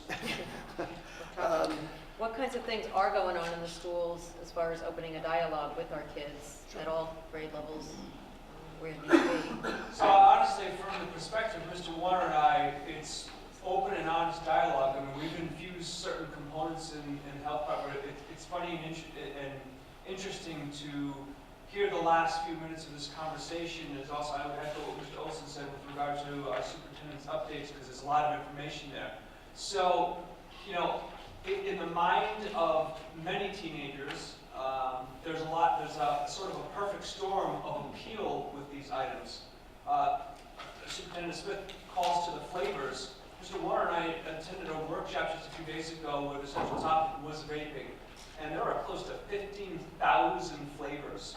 And so, I mean, ranging, I mean, you mentioned raspberry and creme brulee, but to chicken soup and chocolate and whatever it is that your heart desires. Yeah, chicken soup by now. We reacted the same. But they're literally all over the place in terms of flavors. There's the technology appeal. There's not the old-fashioned lighter or matches. They're recharged using technology components and USBs. There's the innovation component, because some of these can be manipulated for burning different types of liquid that may not be infused with nicotine, but other substances. I'll leave it at that. And Joanne, to your point just now, in terms of what, and we have not come across this yet, but it's coming. Because when I mentioned perfect storm, you know, and innovation and marketing, there are clothing styles now that are being marketed to teens and also to adults in terms of where to pocket the jewels, be it in the wrists, be it in the neckline where they can be concealed, so someone could be performing their work task, or let's say be in a classroom and in a very discreet fashion get their fix of the vaping mechanism. So honestly, our part is having open and honest dialogue and educating and making students be aware in an informed fashion of what they're putting in their body. As the Superintendent Smith highlighted, there is that equivalent. The typical jewel pod has just over the amount of nicotine. It translates to just over that of a pack of cigarettes. And we did have that casual conversation, and many of our teams are now aware of that. So, and to be fair, as part of that, I also just want to share this. I think this has gained a degree of momentum not only in our community, but in many communities. And I also want to be respectful to our students here that do not participate in these activities and are equally as frustrated for different reasons because they don't want to hear. So I echo the frustrations of parents and other community members that are here, and we're very much aware. But I think right now our biggest tool is through through education.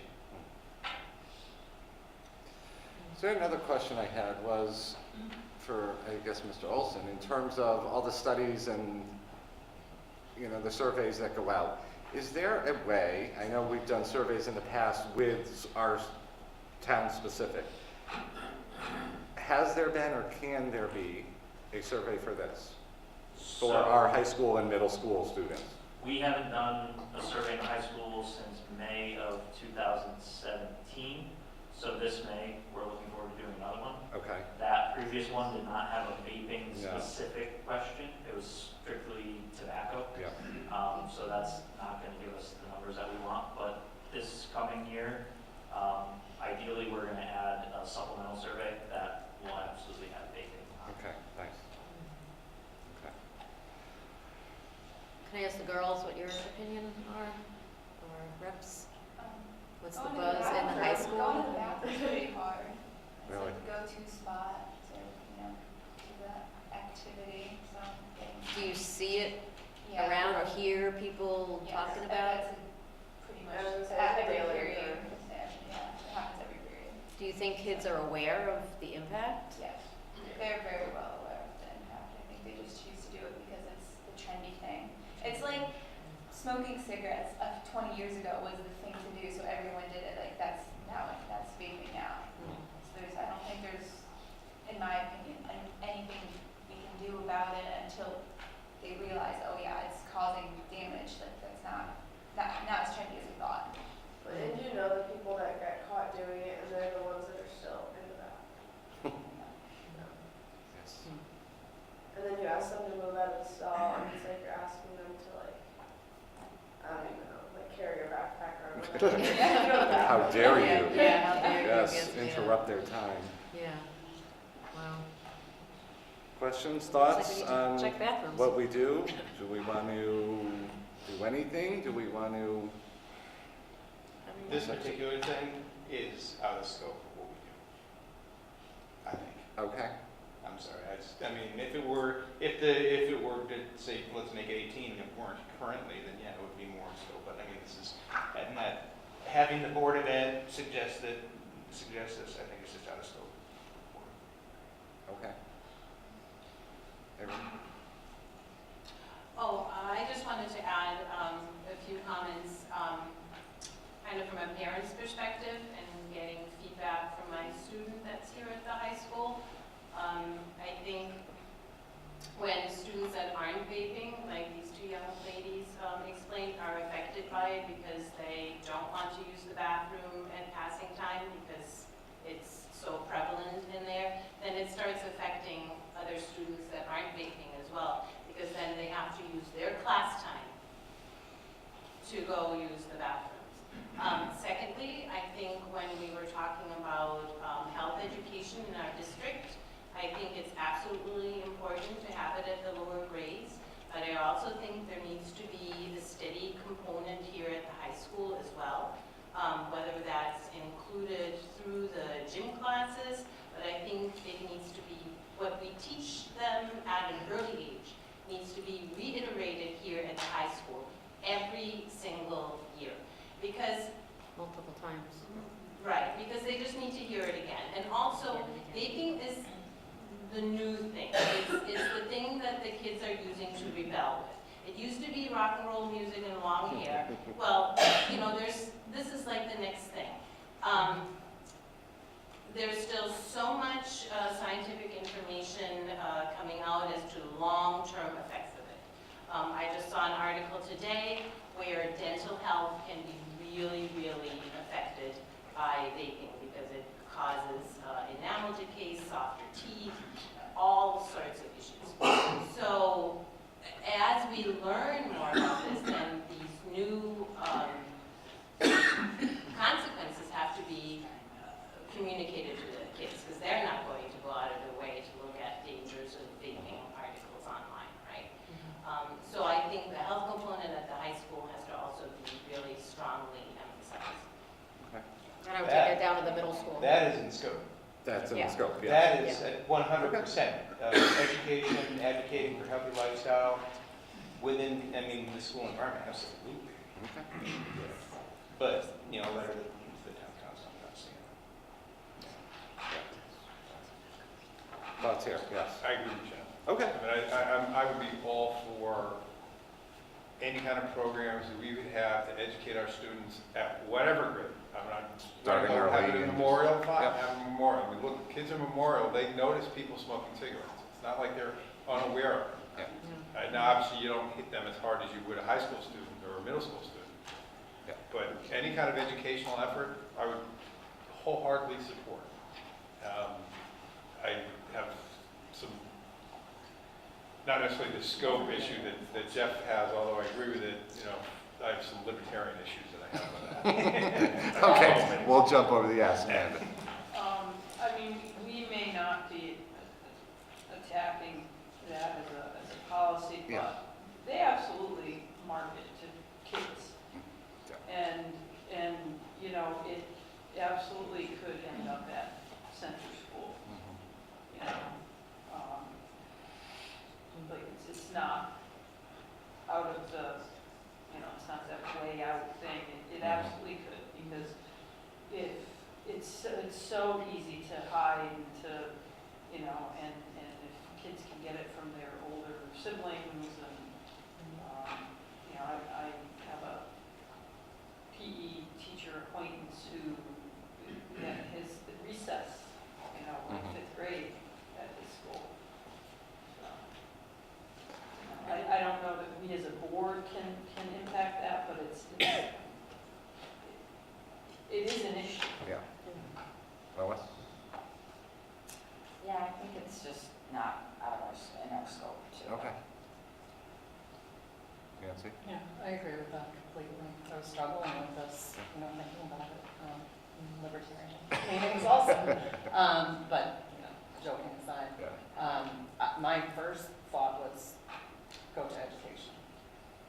Just repeated education, and I would also extend that to educating the parents through communication, because to be honest, I think, probably a lot of parents, oh, it's just substitutes for people who are going to quit smoking, oh, it's vapor. They don't realize that. You don't realize, that I always say, I think I told James a while ago, that poster, right as you're going out the front door, if parents saw that, I saw that, a while ago when I started coming to meetings, that alone is so impactful when you see what is in these things. I think people might not know. And so to keep that up, You may also have parents the informational piece. who are using it to what they think get off of cigarettes, and if they have these things lying around, like if they aren't that small, it's like it's so easy for a kid to take it, put it in his pocket, and bring it to school or share it, or. Maybe they don't even know, if they use them. Yeah, I don't know. I would be in favor of that. I think it's educating parents and educating kids multiple times, multiple levels. Just keep driving it home. Do we have anything to research to have a parent informational session? Well, I think we do. Prevention Council. Like a parent assembly. We're in the works of something, I think, we're aiming for March. Okay. That And definitely includes. Open it up to all the schools. Really, Yeah, parents. and I'm a proponent of getting right to the students, and I think, through advisory and through health classes and PE classes, there's a way to address it. Unfortunately, people are busy. If we do a parents' information night, which I applaud the efforts, it's going to be 15 parents who have already had the discussion with their kids about, being involved in vaping, and I think we have to reach directly to the kids. That's our easiest venue. The Prevention Partnership doesn't have the direct access to kids that we do, but in partnership together with them. I know they were very supportive. I know there's a group of students that are on the Student Prevention Council, and I think their agenda tomorrow based on this conversation, and I'm going to go to their meeting tomorrow afternoon at 3, and we'll talk about ways to reach out to kids and the community. I just think that sometimes the parents still don't realize that it's not completely harmless. Yeah. Okay. And that's why I've started trying to put things up in the harmless updates. alternative, Right. even though it's not a harmless alternative. It's an alternative for the existing smokers. Yeah, and there's a lot of publicity in the newspaper now, and Elizabeth Regan put the whole thing on the front page of the River East, which everybody in East Hampton reads on Fridays, so maybe there's a new awareness of it. If we can identify kids that are using it, are we communicating with the parents? It is in our policy, fully. You have laid out. an e-cigarettes and vaping policy. Yeah. Students with devices are suspended from school, or is it day of in-school suspension? So parents are made very well aware that they've been caught with the vaping devices. Are we catching them enough to make an impact? Correct. Well, I'd love to say to Frank, take 10 staff members and put one in each bathroom every single period of the day, but that's just not a realistic use of staff at this point. Well, it's like, I don't know if it was Ken or Chris that said, the ones who've been caught are still doing it. Yeah.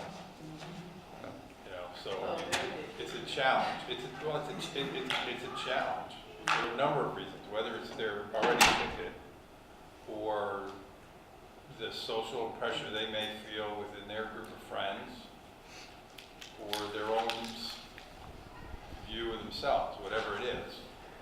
It's not enough, the punishment, whatever it was, and maybe how many times, it's still not severe enough to change their behavior. And keep in mind, once you start using it, it's highly addictive. Right. You just can't stop because you're going to get caught and suspended from school. Right, punishment seldom changes behavior. Right. If that She's got to input something. Yeah. And we Well, got- I think the parent assembly is a good idea. The parents have to want to go to it, which I mean, my mom's not going. There's a lot of parents that would rather come home from work and Relax. not go back to their kids' school and Yeah. listen so there's got to be other ways to reach the families. Yeah. Yes, you had a thought? Yeah, again, it's so addictive to the students and everything, especially the flavors, that there are kids who will sit during their lunch waves and they'll eat their lunch in the bathroom and they'll have to go through a whole pod before they can go back. It's that addictive to some of the kids, which I think is a big problem. Okay, so in terms of working with the Prevention Council, anything you want from us that we can do, help out as you move forward with your projects you're doing, you know, what we can do to help. And then implement the education, like we've all said. What can we do then to work with you to get the parents to attend? She said she doesn't think they will. So if that's our goal, we go to the parents. How do we do that? I'm looking around. Anybody? Amanda? Well, I was going to suggest parent-teacher conference night, if the Prevention Council had a table, because the parents are already there. And, you know, it's not necessarily a program, but here's materials. You know, here's the flyers. Well, what I'm saying is particularly focused because they have to, and the kids have to go to those. Just have it there as a resource. And parents can not to be biased or anything, but like a lot of parents on Facebook, so a Facebook article might go a long way. Okay. Just to inform them about stuff that's happening. Yeah. Okay, so I think this is going to be an ongoing topic we're going to have. Yeah, I would say anytime that we can partner in an already existing meeting, like an orientation or Anytime, for something right. like that, I think we would reach the most people that are coming for, you know, multiple reasons maybe. As the Prevention Council, you're saying? Right. So if there's events, say, once a week at one of the schools, is your council capable of providing coverage, I guess, at those events? If that's the route we want to go to start getting the word out? Concert or a theater group or a conference. You know, is that doable? I think there's a grade 8 orientation night coming up at the end of the month. That's a great place to talk about. 8th grade parent night here. Yeah. Might be nice to have a table right out front with a handout Or on. take 15 minutes to part of the program. Because that's the age where, you know. Sorry, who said? Wednesday the 30th. Wednesday the 30th. Okay. All right, so then I guess keep the communication going about events and get the involvement. Okay. All right, moving on now. Thank you, everyone. We have the enrollment numbers in front of us. Any highlights with that you want to point out? Are we good? No, you're fairly close to, We're pretty close. We don't have. where you've been. We don't have the date. We have the, No. it looks like that. It's right under. There it is. Yep. Okay. Sorry, I thought I lost something. Moving on, we have the approval of the security lock bid, and this, as you recall, was the $150,000 in this current capital from last year's request for this security locks at the schools, excluding the high school, because it was done. So this is the 3 other schools. The bids went out, and recommendation from Don Harwood is that it go to the West Hartford lock, correct? At $119,330. So we're under budget to get the project done. So I'd like to make a motion to approve the recommendation of Mr. Harwood to establish West Hartford Lock to provide our security needs. We have a motion, second? Second. Lois, beat you to it. Questions? All those in favor? Aye. We are unanimous. This Perfect. will be done over this. This is going to We'll start. go, yes, because of the nature of literally moving, it's brand new lock systems, front and back, it'll be over the summer. Summer service. It's a whole new keying and. Yeah. Okay, moving on. Audience of citizens. It's been kind of an open dialogue night anyway, but anyone other comments and questions? I didn't point out, I'm sorry, Tim, you came in after we started from the town council. Tim Siegel, he's here. So. Very good meeting. You guys did a great job. Oh, thank you. Yeah, very good.